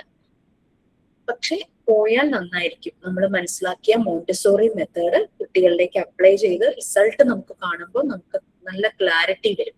ടീച്ചറായിട്ട് വർക്ക് ചെയ്യുന്നവർക്ക് അവരുടെ പഠിപ്പിക്കുന്നതിൽ ഇത് അപ്ലൈ ചെയ്ത് നോക്കാം. ട്യൂഷൻ എടുക്കുന്നവർക്ക് അവിടെയും അപ്ലൈ ചെയ്ത് നോക്കാം. നമ്മുടെ സ്വന്തം മക്കളെ പഠിപ്പിക്കുന്നതിൽ നമുക്ക് അപ്ലൈ നോക്കാം. എവിടെയെങ്കിലും നമുക്കിത് അപ്ലൈ ചെയ്ത് നോക്കാനൊരു അവസരം കിട്ടും. സ്കൂളിൽ പോയി 10-15 ദിവസം ചെയ്യുവാണെങ്കിൽ അത്രയും നല്ലത്. ഇല്ലെങ്കിൽ അത് കുഴപ്പമില്ല. കാരണം ചിലപ്പോൾ കൊച്ചുകുട്ടികളൊക്കെ വീട്ടിലുള്ളവർക്ക് കുട്ടികളെ തന്നെ ആക്കിയിട്ട് പോകാനൊക്കെ ബുദ്ധിമുട്ടുണ്ടാവും, പ്രായമായവരുള്ളവര്. അങ്ങനെയൊക്കെ ഉള്ള അതിനനുസരിച്ച് നമുക്കത് അപ്പൊ എന്താന്ന് വെച്ചാൽ നമുക്ക് ചെയ്യാം. ഓക്കെ, അപ്പൊ ഇത്രയുമാണ് ഇതിന്റെ ഒരു രീതികള്. പിന്നെ ഒന്നും പെൻഡിങ്ങിന് വയ്ക്കാതെ ടൈമിൽ തന്നെ നമ്മൾക്കൊന്ന് ചെയ്യാനായിട്ട് ശ്രമിക്കാം. ദിവസം ഒരു 15 മിനിറ്റ് നമ്മൾ സ്പെയർ ചെയ്താൽ തന്നെ മതിയാകും. അല്ലെങ്കിൽ ആഴ്ചയിൽ വീക്കെൻഡ്സിൽ ഒരു 1 hour നമുക്ക് ആ ഒരു 5 ദിവസത്തെ ക്ലാസ്സിന്റെ കാര്യങ്ങൾക്ക് വേണ്ടി അങ്ങനെ സ്പെൻഡ് ചെയ്യാൻ പറ്റിയാൽ അതും നന്നായിരിക്കും. അപ്പൊ അതൊക്കെ നിങ്ങൾ ഒന്ന് ഷെഡ്യൂൾ ചെയ്യാം. നിങ്ങളുടെ ഓരോരുത്തരും പേഴ്സണൽ കാര്യങ്ങൾ അവനവനല്ലേ അറിയുള്ളൂ. അപ്പൊ അതിനനുസരിച്ച് ഒന്ന് ഷെഡ്യൂൾ ചെയ്യാം. പിന്നെ ചിലർക്ക് നമുക്ക് ക്ലാസ് ടൈം വരുന്നത് പകലായിരിക്കുമല്ലോ. അപ്പൊ ജോലിക്കൊക്കെ പോകുന്നവർക്ക് റെക്കോർഡ് ക്ലാസ് കാണാൻ പറ്റിയില്ലെങ്കിൽ നിങ്ങൾക്ക് റെക്കോർഡ് ക്ലാസ് അവൈലബിൾ ആണ്. ഇന്ന് ക്ലാസ് ആണെങ്കിൽ പിറ്റേ ദിവസമായിരിക്കും ആ റെക്കോർഡ് ക്ലാസ് അപ്ലോഡ് ചെയ്യുന്നത്. ടെക്നിക്കലി വേറെ പ്രശ്നങ്ങളൊന്നും ഇല്ലെങ്കിൽ, എന്തെങ്കിലും ഇഷ്യൂ ഉണ്ടെങ്കിൽ മാത്രമാണ് ഡിലേ ആവുള്ളൂ. എന്നാലും റെക്കോർഡ് ക്ലാസ് അവൈലബിൾ ആയിരിക്കും. അപ്പൊ ഇതൊക്കെയാണ് ഇതിനെ പറ്റിയുള്ള കാര്യങ്ങൾ. പിന്നെ കൂടുതൽ കോഴ്സിന്റെ കാര്യങ്ങളും അതിന്റെ അഫിലിയേഷൻ, ജോബ് ഓപ്പർച്യൂണിറ്റീസ് അങ്ങനെയുള്ള കാര്യങ്ങളെല്ലാം ജയദേവ് സാറ് നിങ്ങളോട് സംസാരിക്കും. അത് നിങ്ങൾ അറിയിക്കും എന്നാണ് ആ സെഷൻ വരുന്നതെന്നുള്ളത് അറിയിക്കും. പിന്നെ അത് കൂടാതെ ജോബ് ഓപ്പർച്യൂണിറ്റീസിന്റെ കാര്യം പറയുകയാണെങ്കിൽ ഞാൻ 2017, അതായത് എനിക്ക് 39 വയസ്സുള്ള സമയത്താണ് ഞാൻ PG diploma in Montessori course ചെയ്തത്. ഞാൻ ചെയ്തത് കൊടുങ്ങല്ലൂർ ഇൻസ്റ്റിറ്റ്യൂട്ടിലായിരുന്നു. അവിടെ ഞാൻ ഹോളിഡേ ബാച്ച് ആയിരുന്നു. എന്ന് പറഞ്ഞാൽ എനിക്ക് സൺഡേസും ഹോളിഡേയ്സും മാത്രമേ ക്ലാസ് ഉണ്ടായിരുന്നുള്ളൂ. എനിക്ക് വീട്ടിലെ ചില കാര്യങ്ങൾ കൊണ്ട് എനിക്ക് റെഗുലർ ബാച്ചിൽ ജോയിൻ ആവാൻ പറ്റിയിട്ടുണ്ടായിരുന്നു. Regular batch Monday to Friday ആയിരുന്നു. ഫുൾ ഡേ ആയിരുന്നു ഞങ്ങൾക്ക് ക്ലാസ്. എന്റെ കൂടെ അന്ന് പഠിച്ചിട്ടുണ്ടായിരുന്നവര് പിന്നെ 2-3 പേര് അവരെ ടീച്ചിങ് പ്രാക്ടീസ് ചെയ്ത സ്കൂളിൽ തന്നെ അവരോട് കണ്ടിന്യൂ ചെയ്യാൻ പറഞ്ഞു. പിന്നെ വേറൊരു കുട്ടിക്ക് മീൻസ് എന്നെക്കാൾ ഏജ് ഉണ്ട്. ആള് ഒരു CBSE സ്കൂളില് 4th വരെയുള്ള ഒരു CBSE സ്കൂളിലെ പ്രിൻസിപ്പളായി. പിന്നെ പലരുടെയും ഹസ്ബൻഡ് ഗൾഫിലാണ്. അപ്പൊ അവരെല്ലാരും അങ്ങോട്ട് പോയി അവിടെ പല സ്കൂളുകളിലായിട്ട് എല്ലാവർക്കും തന്നെ ജോലി കിട്ടിയിട്ടുണ്ടായിരുന്നു. ഇപ്പൊ നിങ്ങളുടെ ബാച്ച് ഇപ്പൊ 22ാമത്തെ ബാച്ചല്ലേ, നമ്മുടെ പ്രീവിയസ് ബാച്ചിലുള്ള പലരും തന്നെ ജോലി കിട്ടിയിട്ടുണ്ടായിരുന്നു. എല്ലാവരും ആ സന്തോഷം വിളിച്ചറിയിക്കാറുണ്ട്. അപ്പൊ അങ്ങനെ ഉണ്ട്. പിന്നെ ചിലർ സ്വന്തമായിട്ട് തുടങ്ങി, ചിലർ ഓൺലൈനായിട്ട് തുടങ്ങി ട്യൂഷൻ പോലെ, ചിലർ സ്വന്തമായിട്ട് തുടങ്ങി, ചിലർക്ക് സ്വന്തമായിട്ട് സ്കൂൾ തുടങ്ങാൻ വേണ്ടിയിട്ടായിരുന്നു. അങ്ങനെയും ചെയ്യുന്നവരുണ്ടായിരുന്നു. ഇതൊക്കെയാണ് നമ്മളുടെ ഒരു കോഴ്സിന്റെ ഒരു രീതി. ഓക്കെ, പിന്നെ ആഴ്ചയിൽ 5 ദിവസത്തെ ക്ലാസ്, ഇംഗ്ലീഷ് ക്ലാസ്സും ഉണ്ടാകും. അതിന്റെ ഒപ്പം തന്നെ ആ 5 ദിവസത്തില് 2 ദിവസവും അല്ലെങ്കിൽ 1 ദിവസമൊക്കെ എന്തായാലും ഇംഗ്ലീഷിന്റെ ക്ലാസ്സസ് ആയിരിക്കും. പിന്നെ എന്തെങ്കിലുമൊക്കെ ക്ലാസ് റിലേറ്റഡ് എന്തെങ്കിലും ചേഞ്ചസ് ഉണ്ടെങ്കിൽ നിങ്ങൾക്ക് അതിനുള്ള മെസ്സേജുകൾ നിങ്ങളുടെ ക്ലാസ് റൂമിൽ അവൈലബിൾ ആയിരിക്കും. ഓക്കെ, എന്തെങ്കിലും നിങ്ങൾക്ക് ചോദിക്കാനുള്ളത് ചോദിക്കും. മാം, നമ്മുടെ ക്ലാസ്സുകൾ എന്തായാലും മലയാളത്തിലായിരിക്കുമല്ലോ ഫോക്കസ് ചെയ്യുന്നത്, പറഞ്ഞു തരുന്നതൊക്കെ മലയാളത്തിലായിരിക്കുമല്ലോ അല്ലേ? ആണ്. ഓക്കെ, പിന്നെ ഇംഗ്ലീഷിന്റെ ക്ലാസ് എന്ന് ഉദ്ദേശിച്ചാൽ നമ്മളെ ഇംഗ്ലീഷ് പഠിപ്പിക്കുന്ന ആ ഒരു സബ്ജക്ട് വരുമ്പോഴായിരിക്കും അല്ലേ മോസ്റ്റ്ലി ഇംഗ്ലീഷിൽ വരും? Communication for English. ഞാൻ ഒരു കാര്യം കൂടെ ഒന്ന് ആഡ് ചെയ്തോട്ടെ, അത് പറയാൻ വിട്ടു. നമ്മൾ ക്ലാസ് തുടങ്ങുമ്പോൾ, അതായത് 1 hour ആണ് സെഷൻ അല്ലെ. ക്ലാസ് തുടങ്ങുമ്പോൾ നമ്മളൊരു പ്രേയറോട് കൂടിയായിരിക്കും സ്റ്റാർട്ട് ചെയ്യുന്നത്. നത്തിങ് റിലീജിയസ്, ഒരു പ്രെയർ. നമ്മൾ സ്കൂളിലൊക്കെ പഠിക്കുമ്പോൾ നമുക്ക് പ്രെയർ ഉണ്ടായിരുന്നില്ലേ? റിലീജിയസ് അല്ലാത്ത രീതിയിൽ കുറേ പ്രെയർ ഉണ്ടായിരുന്നു അല്ലെ? നമുക്ക് നല്ല നൊസ്റ്റാൾജിക് ഓർമ്മകൾ തരുന്ന പ്രെയറുകൾ ഇപ്പോഴും ഉണ്ട്. അത് പിന്നെ നമ്മുടെ ഹോൾ ക്ലാസ്സിനെ വെൽക്കം ചെയ്യാനായിട്ട് ആരെങ്കിലും വരണം. സൈൻ ഇൻ എന്നാണ് പറയുന്നത്. സൈൻ ഇൻ ചെയ്യും. നമുക്ക് കേട്ടിട്ടില്ലേ RJs ഒക്കെ, റേഡിയോ ജോക്കി ഒക്കെ പറയില്ലേ, ആങ്കർ ചെയ്യുന്നവരൊക്കെ വന്നിട്ട് ഹോൾ സദസ്സിനെയും ഇരിക്കുന്ന ആൾക്കാരെ എല്ലാം കൂടെ വെൽക്കം ചെയ്യുന്ന ഒരു പരിപാടി ഉണ്ടല്ലോ, അത് സൈൻ ഇൻ ചെയ്യണം.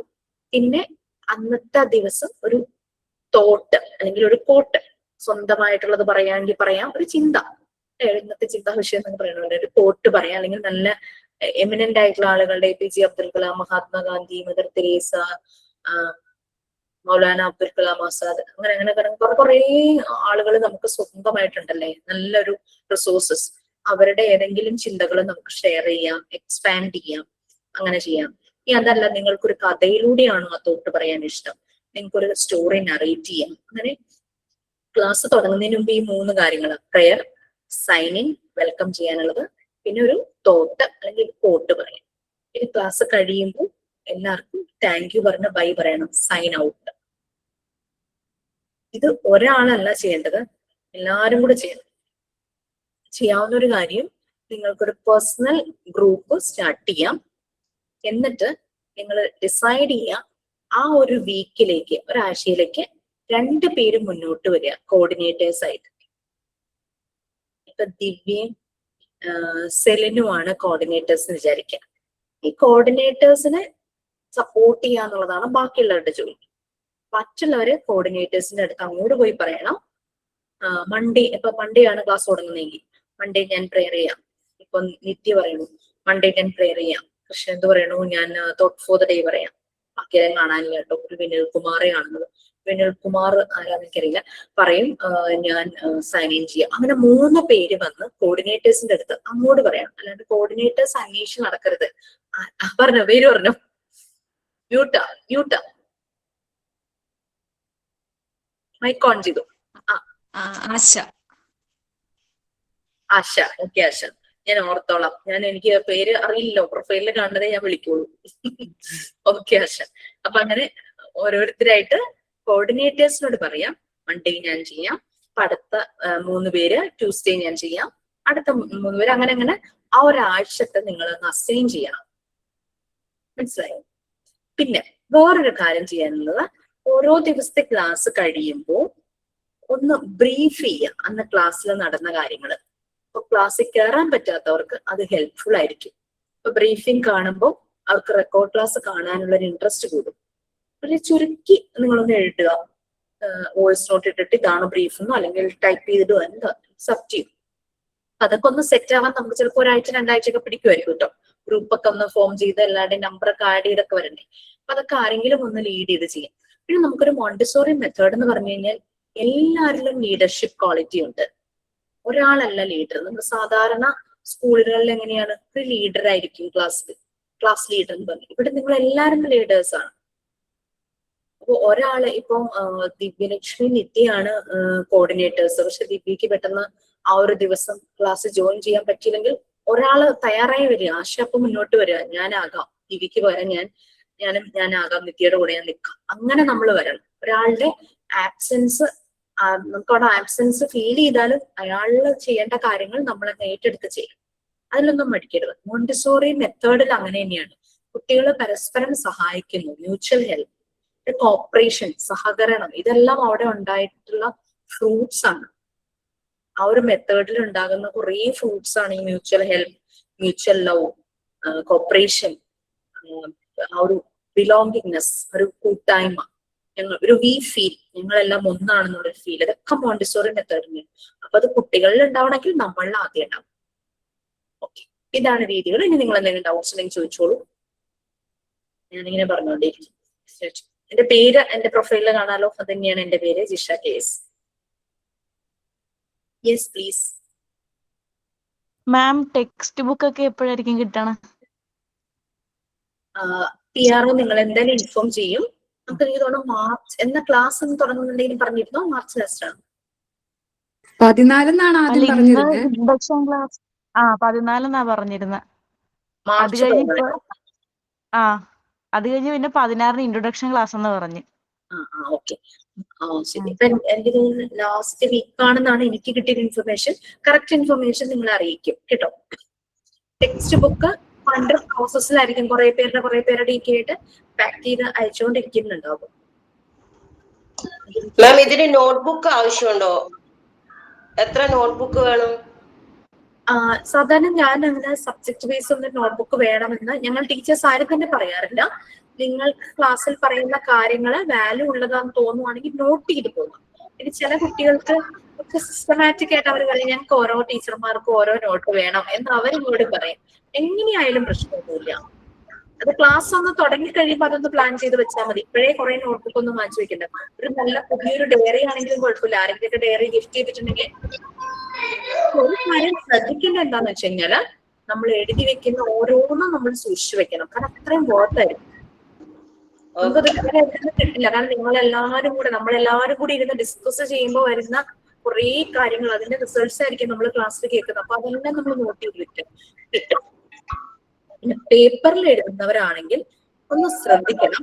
നല്ലതുപോലെ സെക്യൂർ ചെയ്ത് വെക്കുക പേപ്പറിൽ എഴുതുന്നവരെ. കാരണം അത് ഫയല് ചെയ്തൊക്കെ വെച്ചില്ലെങ്കിൽ ഈ കാറ്റത്ത് പറന്നു പോകും. നമുക്കറിയാം ഫാൻ ഫുൾ ടൈം കറങ്ങുമായിരിക്കും നമ്മുടെ വീട്ടില്. ഒരു നോസ്റ്റിന്റെ അടിയിലേക്കോ അലപ്പയുടെ അടിയിലേക്കോ പോയിട്ട് നമ്മൾ കാണുക പോലുമില്ല, മിസ്സായിപ്പോ. അപ്പൊ അങ്ങനെ വരാതെ ഒന്ന് സൂക്ഷിക്കുക. നമ്മള് കുട്ടികളുടെ ഒരു ബുക്ക് വാങ്ങിച്ച് എല്ലാ ടീച്ചർമാരും തരുന്ന അസൈൻമെന്റ് അതിലേക്ക് എഴുതാനാ പറയാറ്. പേപ്പറിലാവുമ്പോ അത് മിസ്സാവുള്ളൂ. ബുക്കാവുമ്പോ അങ്ങനെ കീപ്പ് ചെയ്യാം. കാണിച്ചു നോക്കട്ടെ. മാമിന്റെ സ്ഥലം എവിടെയാണ് മാം? എന്റെ സ്ഥലം north Paravur, Nandiyattukunnam. Okay. Fast ടൈമിൽ ഇതുപോലുള്ള നോട്ട്ബുക്കിലായിരുന്നു. മോണ്ടിസോറി ഫിലോസഫി ഓഫ് എഡ്യൂക്കേഷൻ എന്നുള്ള ടോപ്പിക്കിന്റെ അസൈൻമെന്റ് എഴുതിയ നോട്ട്ബുക്കായിരുന്നേ. ഇത്രയേ ഉള്ളൂ. എനിക്ക് തോന്നുന്നു 100 പേജ് പോലും ഇതിലില്ല. 80 പേജ് ഉണ്ട്. അന്ന് എഴുതിയതാണ്, ഇത്രയും വർഷങ്ങൾക്ക് മുമ്പുള്ളത്. അതൊക്കെ സൂക്ഷിച്ച് വെക്കാൻ കാരണം എന്താന്ന് വെച്ചാല് എവിടെ നോക്കി കോപ്പി അടിച്ചതല്ല, തന്നെത്താൻ ഇങ്ങനെ ആലോചിച്ച് എഴുതുന്നതാ. നമ്മൾ എഫേർട്ട് എടുത്ത് എഴുതിയാൽ നമ്മൾക്കത് ഭയങ്കര വാല്യൂ ആയിരിക്കും. നമ്മളത് സൂക്ഷിച്ചു വെക്കും, നമ്മൾ കൊടുക്കില്ല, കൂട്ടി വെക്കുവോ അങ്ങനെയൊന്നും ചെയ്യില്ല. അപ്പൊ 2017 ഞാൻ ചെയ്തു എന്ന് പറയുമ്പോൾ നിങ്ങളൊന്ന് ആലോചിച്ചപ്പോ എത്ര വർഷമായി? 9 വർഷത്തിന് മുകളിലല്ലേ. അപ്പൊ അതൊന്നും ഒന്ന് ശ്രദ്ധിക്കുക. കവർ ചെയ്യാതിരിക്കുക, അതൊക്കെ നമ്മളുടെ ഇഷ്ടം. നമ്മളുടെ ബുക്കാണ്. നമ്മൾ രീതി പോലെ അതിനെ സൂക്ഷിക്കുക. നിങ്ങളുടെ ഒരു കൺട്രോളും ഇതിനകത്ത് ഉണ്ടാവില്ല. നമ്മളെല്ലാരും ഒരേപോലെ പോകുന്നവരായിരിക്കും. മാം ഒരു ഡൗട്ടും കൂടെ ചോദിച്ചോട്ടെ? നമ്മളിപ്പം മാം പറയുന്ന കാര്യങ്ങളെല്ലാം ചെയ്ത് കഴിഞ്ഞാൽ അത് മാമിന് എങ്ങനെ നമ്മൾ സബ്മിറ്റ് ചെയ്യുന്നേ? ഓൺലൈനായിട്ട് തന്നെയാണോ സബ്മിറ്റ് ചെയ്യുന്നത് അല്ലെങ്കിൽ? സാധാരണ നമുക്കൊരു പ്ലാറ്റ്ഫോം ഉണ്ട് ഈ അസൈൻമെന്റ് സബ്മിറ്റ് ചെയ്യാനായിട്ട്. അപ്പൊ ആ പ്ലാറ്റ്ഫോമിൽ സബ്മിറ്റ് ചെയ്യുന്ന രീതികളുടെ ഒരു വീഡിയോ നിങ്ങൾക്ക് പ്രൊവൈഡ് ചെയ്യും. പിന്നെ സബ്മിഷനേക്കാളും കൂടുതൽ നമ്മളിത് ചെയ്യുക എന്നുള്ളതേ ഉള്ളൂ കേട്ടോ. കാരണം ഞാനൊരു കാര്യം ചെയ്യണത് എനിക്ക് വേണ്ടി, മറ്റുള്ളവർക്ക് വേണ്ടിയിട്ടുമാണ്, കുട്ടികൾക്ക് വേണ്ടിയിട്ടാണെന്നുള്ള തോന്നലിടുമ്പോൾ നമ്മളങ്ങ് ചെയ്യും. നമ്മൾ മാർക്കിന് വേണ്ടിയിട്ടോ ഗ്രേഡിന് വേണ്ടിയിട്ടോ പോയിന്റ്സിന് വേണ്ടിയിട്ടോ അല്ല നമ്മൾ മോണ്ടിസോറി മെത്തേഡിൽ വർക്കുകൾ ചെയ്യും. ഇത് ചെയ്യണം. അപ്പൊ എനിക്കിത് ഏറ്റവും ഭംഗിയായിട്ട് ചെയ്യാനായിട്ട് പറ്റും. ഞാനത് ചെയ്തു വെച്ചാൽ എനിക്കിതുകൊണ്ട് നല്ലൊരു ക്ലാസ് എടുക്കാൻ പോകുമ്പോൾ എനിക്കിത് ഹെൽപ്ഫുൾ ആയിരിക്കണം. എന്റെ മക്കൾക്ക് പറഞ്ഞു കൊടുക്കാൻ, ഞാൻ പഠിപ്പിക്കുന്ന സ്കൂളിലെ കുട്ടികൾക്ക് പറഞ്ഞു കൊടുക്കാൻ, എന്റെ നൈബർഹുഡിലെ കുട്ടികൾക്ക് പറഞ്ഞു കൊടുക്കാൻ എനിക്കിത് പറ്റും. നമ്മൾ കൊടുക്കുന്ന ഒരു ആക്ടിവിറ്റിയാണ് ഹാൻഡ് വാഷിംഗ് ടെക്നിക്സ്. നമുക്കറിയാം കോവിഡ് സമയത്ത് നമ്മൾ നല്ല പോലെ അതിന്റെ പരസ്യം കണ്ടതാണ്. നമുക്ക് കുറെ വീഡിയോയും വോയിസ് നോട്ടും ഒക്കെ വന്നു ഹാൻഡ് വാഷിംഗ് ടെക്നിക്സിന്റെ. പലയിടത്തും അതിന്റെ ഫോട്ടോസ് ഒട്ടിച്ചു വെച്ചു. 7 സ്റ്റെപ്പ് എന്തോ ഉണ്ട്. ആ 7 സ്റ്റെപ്പിന്റെ ഫോട്ടോസ് ഇങ്ങനെ ഒട്ടിച്ചു വെച്ചു. കൈ ഇങ്ങനെ റബ്ബ് ചെയ്യണം, ഇങ്ങനെ ചെയ്യണം, അങ്ങനെ ചെയ്യണം, കുറെ ഉണ്ടല്ലേ. അത് ചെയ്യാൻ പറയുമ്പോൾ നമ്മളത് ഏറ്റവും ഭംഗിയായിട്ട് ചെയ്യും. കാരണം നമ്മളൊരു കുട്ടിയുടെ അടുത്ത് നീ ഇങ്ങനെ ചെയ്യണം അങ്ങനെ ചെയ്യണം എന്ന് പറയുന്നതിനേക്കാളും നമ്മൾ പറഞ്ഞ കുട്ടികൾ മനസ്സിലാക്കുന്ന സെൻസസ് യൂസ് ചെയ്തിട്ട് അവനൊരു വിഷ്വൽ, ഒരു ഇമേജ് കാണിക്കുമ്പോൾ പെട്ടെന്ന് തന്നെ അവന്റെ ഉള്ളിലേക്ക് അത് കയറും അല്ലെ. അവനപ്പോ അതിൽ കാണിക്കുന്ന പോലെ തന്നെ കാണിക്കാനായിട്ട് നോക്കും. അവൻ നല്ല വൃത്തിയായിട്ട് കൈ എഴുതാൻ പഠിക്കും ആ ഇമേജ് കാണുമ്പോൾ. കുട്ടികളെ കൊണ്ട് നമുക്കത് അവരെ കാണിച്ച്, ചിലര് അത് ചാർട്ട് പേപ്പറിൽ എല്ലാം കൂടെ ആയിട്ട് ഒട്ടിച്ചു വെച്ചു, ചിലർ വരച്ചു, ചിലർ പിക്ചേഴ്സ് കളക്ട് ചെയ്ത് കട്ട് ആൻഡ് പേസ്റ്റ് ചെയ്ത് വെച്ചു. പിന്നെ ഒരു ഐഡിയ പറഞ്ഞു കൊടുത്തത് പ്ലക്കാർഡ്സ് പോലെ ഇങ്ങനെ കയ്യിൽ പിടിക്കില്ലേ സ്റ്റിക്കില്, അതിൽ ആ പിക്ചർ ഇങ്ങനെ ഒട്ടിച്ചു വെക്കും, ബോർഡിൽ കാർഡ് ബോർഡിലായിട്ട് ഒട്ടിച്ചു വെക്കും. എന്നിട്ട് കുട്ടികളെ ആ ഓർഡറിൽ നിർത്തിയിട്ട് നമ്മൾ അതുമായിട്ട് കണക്ട് ചെയ്ത് ഒരു ആക്ഷൻ സോങ്ങും കൂടി ഉണ്ടാക്കി പറഞ്ഞു കഴിഞ്ഞാൽ പെട്ടെന്ന് തന്നെ അവർ ആ ഹാൻഡ് വാഷിംഗ് ടെക്നിക്സ് പഠിക്കും. അപ്പൊ ആ രീതിയിലുള്ള ആക്ടിവിറ്റീസാ. ഇപ്പോഴേ വീട്ടിൽ എന്തെങ്കിലും സാധനങ്ങൾ വാങ്ങുന്നതിന്റെ കാർഡ് ബോർഡോ അങ്ങനെയൊക്കെ ഉണ്ടെങ്കിൽ കളക്ട് ചെയ്ത് വെച്ചു. നമുക്ക് ഇങ്ങനെ അധികം പുറത്തുനിന്ന് കാശ് കൊടുത്ത് വാങ്ങേണ്ടതായിട്ടുള്ള ഒന്നും തന്നെ നമ്മൾ ചെയ്യില്ല, അല്ലെങ്കിൽ അത്രയും അത്യാവശ്യമുള്ളത് മാത്രമേ നമ്മൾ വാങ്ങുള്ളൂ. പിന്നെ കുട്ടികളുടെ മാല പൊട്ടിയതിന്റെ മുത്തുകള് അതൊക്കെ ഉണ്ടെങ്കിൽ ഒന്ന് ഒക്കെ കളക്ട് ചെയ്ത് വെച്ചു, നമുക്ക് അതൊക്കെ ആവശ്യമായിട്ട് വരും. ഓക്കെ, എന്തെങ്കിലും ഡൗട്ട്സ് ഉണ്ടോ? അപ്പൊ ക്ലാസ്സിൽ ഏത് രീതിയിൽ എടുത്ത് തീർക്കണം എന്ന് കുട്ടികൾക്ക് എങ്ങനെ എടുത്തു കൊടുക്കണം എന്ന് പറഞ്ഞ് മനസ്സിലാക്കി തരില്ല? എങ്ങനെയാണ് ഷിജിന? എനിക്ക് മനസ്സിലായില്ല, എന്താ ക്ലാസ് നമ്മളിപ്പോ കുട്ടികള് ഇപ്പൊ ഓൺലൈനിലാണെങ്കിലും സ്കൂളിൽ പോയിട്ട് എടുക്കുന്നതാണെങ്കിലും ഏത് രീതിയിൽ എങ്ങനെ ഒരു ക്ലാസ് സ്റ്റാർട്ട് ചെയ്യണം, അവർക്ക് എങ്ങനെ എടുത്തു കൊടുക്കണം എന്നല്ല. ജോലി ആണോ അതോ ടീച്ചിങ് പ്രാക്ടീസിന് പോകുന്ന കാര്യമാണോ ചോദിക്കുന്നത്? അതന്നെ പ്രാക്ടീസ് കഴിഞ്ഞിട്ട് എങ്ങനെയാന്നെല്ലാം പറഞ്ഞു തരൂലേ ടീച്ചേഴ്സ്? നമ്മൾ സപ്പോർട്ട് ചെയ്യും. നമ്മൾക്ക് ഓരോരുത്തർക്കും ഓരോ നമ്മളുടേതായിട്ടുള്ള ടീച്ചിങ് സ്റ്റൈൽ ഉണ്ടാവുമല്ലോ. ഇപ്പം ദിവ്യ പഠിപ്പിക്കുന്ന പോലെ ആയിരിക്കില്ല ഷിജിന പഠിപ്പിക്കുന്നത്, പ്രിയങ്കയ്ക്ക് വേറൊരു രീതിയായിരിക്കും. പിന്നെ മുന്നിൽ വരുന്ന കുട്ടികളെ അനുസരിച്ച് നമ്മൾ നമ്മുടെ രീതി മാറ്റും. അതല്ലേ കുറച്ചുകൂടി ശരിയെന്ന് എനിക്ക് തോന്നുന്നു, അല്ലേ?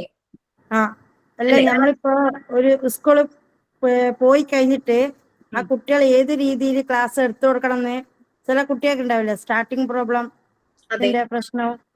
അപ്പോ അവർക്ക് എങ്ങനെ നമ്മൾ സ്റ്റാർട്ട് ചെയ്യണം എന്നുള്ള അതെല്ലാം മനസ്സിലാക്കി തരൂല? തീർച്ചയായിട്ടും മനസ്സിലാക്കി തരും, കാരണം നിങ്ങൾ സൈക്കോളജി പഠിക്കുന്നുണ്ട്. നമുക്ക് ഇതിനകത്ത് സൈക്കോളജി ഒരു സബ്ജക്ട് ഉണ്ട്. പിന്നെന്താന്ന് വെച്ച് കഴിഞ്ഞാൽ അതിനെ കുറിച്ച് ഓർത്ത് ടെൻഷൻ വേണ്ട. കാരണം ടീച്ചിങ് പ്രാക്ടീസിന് പോകുമ്പോൾ എപ്പോഴും കാണുന്ന ഒരു കാര്യം ഞാൻ പറയാം. ടീച്ചിങ് പ്രാക്ടീസിന് തന്നെ തുടങ്ങും. രാവിലെ ആയിട്ട് ടെൻഷൻ പിടിച്ചിട്ട് വിളിക്കും, അല്ലെങ്കിൽ മെസ്സേജ് അയക്കും, മിസ് എനിക്ക് പേടിയായിട്ട് വയ്യ, ഞാൻ ആദ്യമായിട്ടാണ് ഇത്രയും ചെറിയ കുട്ടികളുടെ അടുത്ത് പോകുന്നത്, ഞാൻ എങ്ങനെ അവരെ പഠിപ്പിക്കും? ഞാൻ കൊടുക്കുന്ന ആകെ ഒരു മറുപടി ഇതേ ഉള്ളൂ, ഞാൻ അങ്ങനെ ഒരു മറുപടി പറയുന്നതുകൊണ്ട് നിങ്ങൾ എന്നെ പറ്റി ഒന്നും വിചാരിക്കരുത്, നിങ്ങൾ എന്താണോ അതുപോലെ തന്നെ ഇരിക്കാൻ പറഞ്ഞു. എനിക്ക് ടിപ്സ് പറഞ്ഞു തരാമോ, എനിക്ക് ഉപദേശം തരാമോ എന്നൊക്കെയാണ് എല്ലാവരും ചോദിക്കുന്നത്. ഞാൻ പറഞ്ഞു, ഞാൻ ആർക്കും ഉപദേശം കൊടുക്കാറില്ല. ഉപദേശം കൊടുക്കാതിരിക്കുക എന്നുള്ളതാണ് ഏറ്റവും നല്ല ഉപദേശം എന്നാണ് ഞാൻ മനസ്സിലാക്കിയിരിക്കുന്നത്. ബി യുവർ സെൽഫ്, നിങ്ങൾ എന്താണോ അതുപോലെ തന്നെ ആ കുട്ടികളുടെ അടുത്ത് നിൽക്കുക എന്ന് പറഞ്ഞു. വൈകുന്നേരം ആവുമ്പോഴുണ്ടല്ലോ സന്തോഷം കൊണ്ട് വിളിക്കും, മിസ്സേ ഭയങ്കര രസമായിരുന്നു, മിസ് പറഞ്ഞത് ശരിയായിരുന്നു, അവരെന്നെ അങ്ങ് ഞാൻ തന്നെ ആക്കി, കുട്ടികൾ എന്നെ അങ്ങ് മാറ്റിയെടുത്തു. അതാണ് അവര് എല്ലാരും പറഞ്ഞൊരു എക്സ്പീരിയൻസ്. മാം ഒരു കാര്യം ഞാൻ പറഞ്ഞോട്ടെ? പറയൂ. എൻ്റെ ഒരു അനുഭവത്തിൽ നിന്ന് ഞാൻ പറയാണ്. ഞാൻ സ്കൂളില് എന്ന് വെച്ചാൽ LP സ്കൂളിൽ ഞാൻ പ്രസിഡന്റ് ആയിരുന്നു 2 വർഷം കോട്ടയത്തില്. അപ്പോൾ അവിടെ ഗവൺമെന്റ് സ്കൂളായിരുന്നു. സോ അവിടെ ജസ്റ്റ് ഞാൻ അതവിടെ PTL എക്സിക്യൂട്ടീവിൽ എപ്പോഴും LKG തൊട്ട് കുട്ടികളുടെ LKG തൊട്ട് ഉണ്ടായിരുന്നു. സോ പറയാലോ അല്ലേ, കുഴപ്പമില്ലല്ലോ. അപ്പൊ അതുകൊണ്ട് അപ്പൊ അവിടെ എക്സിക്യൂട്ടീവിൽ ഇരുന്നത് കൊണ്ടാവാം അവർക്ക് എല്ലാവർക്കും PTA പ്രസിഡന്റ് അടുത്ത സ്ഥാനത്തിലേക്ക് 2 വർഷം കഴിയുമ്പോൾ കയറണമല്ലോ ആരാണെങ്കിലും. അപ്പൊ അവർ എന്നെ പ്രൊമോട്ട് ചെയ്തു. ഞാനപ്പോ കയറി കഴിഞ്ഞപ്പോൾ 2 വർഷത്തിൽ ഒരു പകുതി മീൻസ് സ്കൂളിൽ തുറന്നൊരു പ്രവേശനോത്സവം അതെല്ലാം കഴിഞ്ഞ് കഴിഞ്ഞപ്പം പകുതി ക്ലാസ് ആയപ്പോൾ എൻ്റെ ടീച്ചർ എന്നോട് പറഞ്ഞു, ആ ക്ലാസ്സിൽ കാര്യം പേരൻസിന് ക്ലാസ് എടുക്കാൻ പെർമിഷൻ അങ്ങനെ ഇല്ല, ഒരു ടീച്ചറിനാണ് പെർമിഷൻ. ബട്ട് ടീച്ചർ ചുമ്മാ എന്നോട് പറഞ്ഞു, ദിവ്യ അവിടെ കുട്ടികൾ ഭയങ്കരമായിട്ട് ഒച്ച വെക്കുന്നു LKGയിൽ, എന്തായാലും പ്രസിഡന്റ് അല്ലേ, അവിടെ പോയി ഒന്ന് ക്ലാസ് എടുക്കണം എന്ന് പറഞ്ഞു. ഞാനപ്പോൾ പേടിച്ചു, ഈശ്വര നമുക്ക് TTC അറിയില്ലല്ലോ, ഞാനൊരു മ്യൂസിക് ടീച്ചറാണ്, ജസ്റ്റ് അത്രേ ഉള്ളൂ. ബട്ട് എനിക്ക് അല്ലാതെ മ്യൂസിക് ടീച്ചർ പഠിച്ചു വെച്ച് കഴിഞ്ഞാൽ നമ്മൾ കുട്ടികളെ പഠിപ്പിക്കും, ഓക്കെ. ബട്ട് ഇതിനകത്തുള്ള കൈകാര്യം എനിക്ക് അറിയില്ല. അപ്പം ഞാൻ ടീച്ചറിനോട് പറഞ്ഞു, ടീച്ചറെ ഞാൻ അവിടെ ചെന്നിട്ട് എന്ത് കാണിക്കാനാന്ന് ചോദിച്ചു. അപ്പോൾ ടീച്ചർ പറഞ്ഞു, ദിവ്യ ജസ്റ്റ് ചെല്ലുക, ദിവ്യ ഓട്ടോമാറ്റിക്കായിട്ട് പഠിപ്പിക്കും എന്ന് പറഞ്ഞു. ജസ്റ്റ് ഒരു ഹാഫ് ആൻ അവർ, അടുത്ത ടീച്ചർ ഇപ്പം വരും, പുറത്തു പോയതാണെന്ന് പറഞ്ഞു. ഞാൻ അങ്ങോട്ട് കയറിയതേ ഉള്ളൂ. കയറി കഴിഞ്ഞപ്പോൾ അവർക്ക് പ്രസിഡന്റാന്നറിയാം, ആ കുഞ്ഞുങ്ങൾക്കറിയാം ഞാൻ അവിടെ എന്തോ ഒരു അധികാരിയാണെന്ന്. കുട്ടികൾ ഹായ് എന്ന് പറഞ്ഞാണ് ഇൻവൈറ്റ് ചെയ്തത്. സോ അതില് ഞാനും മയങ്ങി വീണു.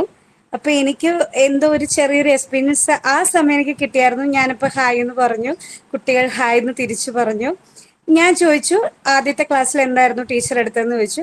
അവർ പറഞ്ഞു ഫ്രൂട്ട്സിന്റെ ഒരു ഭാഗമാണ് എടുത്തത്, ആപ്പിൾ, ഗ്രേപ്പ്. അപ്പോ ഞാൻ അവരുടെ ആ പുസ്തകം വാങ്ങിച്ചിട്ട് ഞാൻ ചുമ്മാ അവരെ പഠിപ്പിച്ചു. അപ്പൊ എന്റെ ടീച്ചർ, എന്റെ എച്ച്എം വന്നിട്ട് പറഞ്ഞു, ദിവ്യ കണ്ടില്ലേ, ഞാൻ പറഞ്ഞില്ലേ പഠിപ്പിക്കാൻ പറ്റൂന്ന്. പക്ഷെ ആ പോസിറ്റിവിറ്റി എനിക്ക് കിട്ടിയതിൽ പിന്നെ എനിക്ക് ഭയങ്കര ആഗ്രഹമാണ്, എനിക്കൊരു ചെറിയൊരു ക്ലാസ്സിലെങ്കിലും കുഞ്ഞുങ്ങളെ പഠിപ്പിക്കണം. ഇന്നില്ലെങ്കിൽ നാളെയെങ്കിലും ആ ലക്ഷ്യം നിറവേറാൻ എനിക്ക് പറ്റും എന്നുള്ളത് അവിടുന്ന് ഒരു പോസിറ്റീവ് എനിക്ക് കിട്ടി. മീൻസ് ഞാൻ പ്രസിഡന്റ് ആയിരുന്നു സ്കൂളിൽ, ഞാൻ കലോത്സവം നടത്തിക്കൊടുത്തു, അതും LP സ്കൂളിലെ. പിന്നെ ഞാൻ പാട്ടൊക്കെ പാടാൻ അവിടെ പോകും കേട്ടോ. പാട്ടൊക്കെ പാടാൻ വേണ്ടിയിട്ട് ഞാൻ പോകും, കുഞ്ഞുങ്ങളെ പാടിപ്പിക്കും. ഞാൻ കുഞ്ഞു കുഞ്ഞു പാട്ടുകളൊക്കെ എഴുതിക്കൊണ്ട് ഞാൻ പോകും. ഈ മഞ്ചാടി എന്നൊക്കെ പറഞ്ഞിട്ട് കുറേ ഇങ്ങനെ വരുന്നുണ്ടല്ലോ, അതൊക്കെ ഞാൻ എഴുതിയിട്ട് ഞാൻ മെനക്കെട്ട് പഠിച്ചിട്ട് അവിടെ ചെന്നിട്ട് അവരുടെ ഒപ്പം ഇരുന്ന് ഇങ്ങനെ പാടും. ആ 2 വർഷം പ്രസിഡന്റായി നിന്നതിൽ ഒത്തിരി എനിക്ക് എക്സ്പീരിയൻസ് അവിടുത്തെ HM എനിക്ക് സപ്പോർട്ട് ചെയ്തു. പക്ഷെ അങ്ങനെ ഒരു അനുവദനം ഇല്ല. എന്നാൽ പോലും ടീച്ചർ ചുമ്മാ ജസ്റ്റ് അവരെ ഒന്ന് എൻകറേജ് ചെയ്യാൻ വേണ്ടി ടീച്ചർ വിളിക്കുമായിരുന്നു. അത് ടീച്ചറിന്റെ ഭാഗത്ത് നിന്നിട്ട് എനിക്കൊരു സപ്പോർട്ടിങ് ഒരു അനുഭവമായിട്ട് ഞാൻ ഇവിടെ പറഞ്ഞു എന്നേ ഉള്ളൂ. താങ്ക് യു മാം. എന്തായാലും ദിവ്യ, ഞങ്ങൾക്കും ദിവ്യയുടെ പാട്ട് കേൾക്കാനായിട്ട് ഭാഗ്യം ഉണ്ടാവുന്ന ഞങ്ങൾക്കൊരു പ്രതീക്ഷയായി. തീർച്ചയായിട്ടും പാടിത്തരാം. പാടുന്ന ബാക്കിയുള്ളവരുണ്ടാവും, എല്ലാരും പാടും, എല്ലാവർക്കും ഇതൊരു ഇൻസ്പിറേഷൻ ആകട്ടെ. Okay, Priyanka, Sayuja, Abi hand raise കണ്ടു. എന്തെങ്കിലും പറയാനാണോ? ആണോ? അതിന് പറയാൻ വേണ്ടിയിട്ടാണോ? എനിക്ക് തോന്നുന്നു ഷിജിനയ്ക്ക് ആ ഒരു മറുപടി കിട്ടി. നമ്മളങ്ങ് ആയിക്കോളും. കാരണം അത്രയും നമ്മളെ സപ്പോർട്ട് ചെയ്യുന്ന ഒരു ഗ്രൂപ്പ് വേറെ ഉണ്ടാവില്ലേ. ഈ കൊച്ചു കുട്ടികൾ എന്ന് പറഞ്ഞാൽ അങ്ങനെ, അവർക്ക് അത്രയും കെയറിങ്ങും ഒരു ഭയങ്കര ക്യൂരിയസ് ആയിരിക്കും. അവര് നമ്മളെയും കൊണ്ട് പൊക്കോളും അവര്. അതുപോലെ നമുക്ക് ആ ഒരു മാറ്റം വരും. അതുകൊണ്ട് ഞാൻ ഒരു കുട്ടിയും ടീച്ചിങ് പ്രാക്ടീസ് ഞാൻ എന്ത് ചെയ്യണമെന്ന് ചോദിച്ചാൽ തന്നെ ഞാൻ ഇങ്ങനെ പറയുള്ളൂ. അവർക്ക് ആദ്യം ഒരു ബുദ്ധിമുട്ട് തോന്നുമായിരിക്കും, ഒരു കാര്യം സപ്പോർട്ട് മിസ് എന്താ തരാത്തേന്ന് വിചാരിച്ചിട്ടുണ്ടാവും. പക്ഷെ അത് തന്നെ ആവുമെന്ന് എനിക്ക് ഉറപ്പുള്ളത് കൊണ്ടാണ് ഞാൻ അങ്ങനെ പറയണം. അല്ലാണ്ട് ഞാൻ നിങ്ങൾ ഇതുപോലെ പോയി പഠിപ്പിക്കണം. കാരണം മുന്നിൽ വരുന്ന കുട്ടികളെ അനുസരിച്ചാണ് നമ്മൾ പഠിപ്പിക്കേണ്ടത്. അല്ലാതെ ഞാൻ പറയുന്ന രീതിയിൽ പോയിട്ട് ഒരിക്കലും ചെയ്യരുത്. മുന്നിൽ വരുന്ന കുട്ടികളെ ഒന്ന് മനസ്സിലാക്കി കഴിയുമ്പോൾ ഇവിടെ ഇങ്ങനെ പറഞ്ഞു കൊടുത്താൽ ഇവന് പറ്റും, വേറൊരാൾക്ക് വേറെ രീതിയായിരിക്കും. ചിലർക്ക് വരയിലൂടെ പറ്റുമായിരിക്കും, ചിലർക്ക് ആക്ഷൻ സോങ്ങിലൂടെ ആയിരിക്കും കാര്യങ്ങൾ മനസ്സിലാകുക, ചിലർക്ക് ഒരു റോൾ പ്ലേയിലൂടെ ആയിരിക്കും കാര്യങ്ങൾ മനസ്സിലാകുക, ചിലർക്ക് ആക്ടിവിറ്റി ഗെയിമിലൂടെ ആയിരിക്കും മനസ്സിലാകുക. കുട്ടികൾക്കനുസരിച്ച് നമ്മൾ മാറണം. ഓക്കെ, വിദ്യശ്രീ എന്താ പറയാമെന്നോ? മാം, ഈ എക്സാമിന്റെ ഡീറ്റെയിൽസ് ഒന്ന് പറയാമോ? അതായത് ഇംഗ്ലീഷിലായിരിക്കും എക്സാം, എങ്ങനെയാണ് മാർക്കിന്റെ കാൽക്കുലേഷൻ? ഓൺലൈനിൽ MCQ ടൈപ്പ് ആയിരിക്കും, അതിന്റെ ഡീറ്റെയിൽസ് ഒന്ന് പറയൂ. പറയാം. നമുക്ക് ഓരോ യൂണിറ്റ് കഴിയുമ്പോൾ നിങ്ങൾക്ക് MCQ type mock test provide ചെയ്യാം. അത് മേ ബി ഒരു 7 to 10, 12 ക്വസ്റ്റ്യൻസ് ആയിരിക്കും ഓരോ യൂണിറ്റ് കഴിയുമ്പോൾ. അതൊരു ഗൂഗിൾ ഫോം ആയിരിക്കും. ആ ലിങ്കിൽ ക്ലിക്ക് ചെയ്യുമ്പോഴേക്കും ക്വസ്റ്റ്യൻ പേപ്പർ ഇങ്ങനെ വരും. 4 ഓപ്ഷൻസ് കാണും. ഏറ്റവും ആപ്റ്റ് ആയിട്ടുള്ള ഓപ്ഷൻസ് ക്ലിക്ക് ചെയ്യുക. നെഗറ്റീവ് മാർക്കിംഗ് ഒന്നുമില്ല. പിന്നെ മോക്ക് ടെസ്റ്റിന്റെ ഒരു പ്രത്യേകത എന്ന് പറഞ്ഞു കഴിഞ്ഞാൽ നിങ്ങൾ സബ്മിറ്റ് കൊടുക്കുമ്പോൾ തന്നെ സ്കോറിങ് അറിയാൻ പറ്റും. അപ്പൊ നല്ലപോലെ ആ ടോപ്പിക് മനസ്സിലാക്കിയതിന് ശേഷം മാത്രം മോക്ക് ടെസ്റ്റ് അറ്റൻഡ് ചെയ്യാം. മോക്ക് ടെസ്റ്റിന്റെ ക്വസ്റ്റ്യൻ പേപ്പർ അവിടെ കിടക്കുന്നുണ്ടാവും, എപ്പോ വേണമെങ്കിലും എടുത്ത് പ്രാക്ടീസ് ചെയ്യാം. പിന്നെ എക്സാമിന്റെ കാര്യം നമ്മൾ പറഞ്ഞു, മോഡ്യൂൾ 1 ഇംഗ്ലീഷിലായിരിക്കില്ലേ? ഇംഗ്ലീഷിലായിരിക്കും. അതിനെക്കുറിച്ച് ഓർത്ത് വറി ചെയ്യേണ്ട. കാരണം പല കുട്ടികളും എന്നോട് ഇംഗ്ലീഷ് മനസ്സിലാകാൻ ബുദ്ധിമുട്ടായിരിക്കും, ഇപ്പൊ ക്വസ്റ്റ്യൻ പേപ്പർ വായിക്കുമ്പോൾ ഞങ്ങൾക്ക് മനസ്സിലായില്ലെങ്കിൽ അത് മലയാളത്തിൽ പറഞ്ഞു തരാൻ ആരെങ്കിലും ഉണ്ടാവില്ലേ എന്ന് ചോദിക്കും. മലയാളത്തിലാണെങ്കിലാണ് ബുദ്ധിമുട്ട്, ഇംഗ്ലീഷ് എവിടെയാ ഓൺ ആൻഡ് ബ്രോട്ടപ്പ്? വേറെ വല്ലയിടത്താണോ? അല്ലല്ല, കേരളത്തിൽ തന്നെയാണ്. പക്ഷെ ഇപ്പൊ താമസം ഗൾഫിലാണ്. ഓ ശരി. ഇവിടെ പഠിച്ചതും കോളേജും ജോബൊക്കെ ഇവിടെ ആയിരുന്നു. സോ ഇംഗ്ലീഷ് ആണ് more comfortable rather than regional language. നിങ്ങൾക്ക് അവിടെ പ്രശ്നങ്ങളൊന്നും ഇല്ലല്ലോ ഇപ്പോഴത്തെ ഒരു സിറ്റുവേഷൻ? സോ ഫാർ സേഫ് ആണ്. Let's see. അപ്പൊ അങ്ങനെ സംശയം പറഞ്ഞിട്ടുണ്ടായിരുന്നു പല ബാച്ച്. മാം, അപ്പൊ മലയാളത്തിൽ എഴുതാമോ? മലയാളത്തിൽ അപ്പൊ എഴുതിയത് കൊണ്ട് തെറ്റില്ലല്ലോ? നമുക്ക് മോണ്ടിസോറി മെത്തേഡ് ഇംഗ്ലീഷാണ് മീഡിയം. ഇംഗ്ലീഷിലാണ്.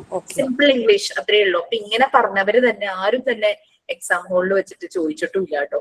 കാരണം അതുപോലെ വായിച്ചാൽ മനസ്സിലാവുന്ന രീതിയിലുള്ള സിമ്പിൾ ഇംഗ്ലീഷിലായിരിക്കും ക്വസ്റ്റ്യൻസ് വരുന്നത്. എക്സാം വരുന്നത് മോഡ്യൂൾ 1 4 പാർട്സ് ഉണ്ട്. പാർട്ട് 1, പാർട്ട് 2 എന്ന് പറഞ്ഞാൽ പാർട്ട് 1 ഒരു സബ്ജക്റ്റ് ആണ്, പാർട്ട് 2 2 സബ്ജക്റ്റ് ആണ്. അതായത് പാർട്ട് 1ഉം പാർട്ട് 2ഉം കംപ്ലീറ്റ് ആകുമ്പോൾ നമ്മൾക്ക് ആദ്യത്തെ ടേം 1 എക്സാമിനേഷൻ വരും. കുട്ടികൾക്ക് പീരിയോഡിക് ടെസ്റ്റ് ഒക്കെ വരില്ലേ, അതുപോലെ ടേം 1 എക്സാമിനേഷൻ. അത് 50 ക്വസ്റ്റ്യൻസ് ആയിരിക്കും. ഓരോ ക്വസ്റ്റ്യനും 2 മാർക്കാണ്, നെഗറ്റീവ് മാർക്കിംഗ് ഒന്നുമില്ല. അപ്പൊ 100 മാർക്കിന്റെ എക്സാം ആയിരിക്കും, 1 അവർ ആയിരിക്കും എക്സാം.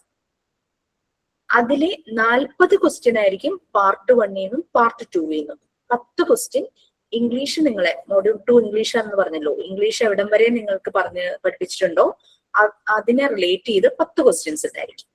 പിന്നെ ടേം 2 എക്സാമിനേഷൻ പാർട്ട് 3 പാർട്ട് 4 കഴിയുമ്പോൾ ടേം 2 എക്സാമിനേഷൻ വരും. അതും ഇതുപോലെ തന്നെ 50 ക്വസ്റ്റ്യൻസ്, 40 ക്വസ്റ്റ്യൻ 3 നിന്നും പാർട്ട് 3 നിന്നും പാർട്ട് 4 നിന്നും, ബാക്കി 10 ക്വസ്റ്റ്യൻ ഇംഗ്ലീഷിലായിരിക്കും.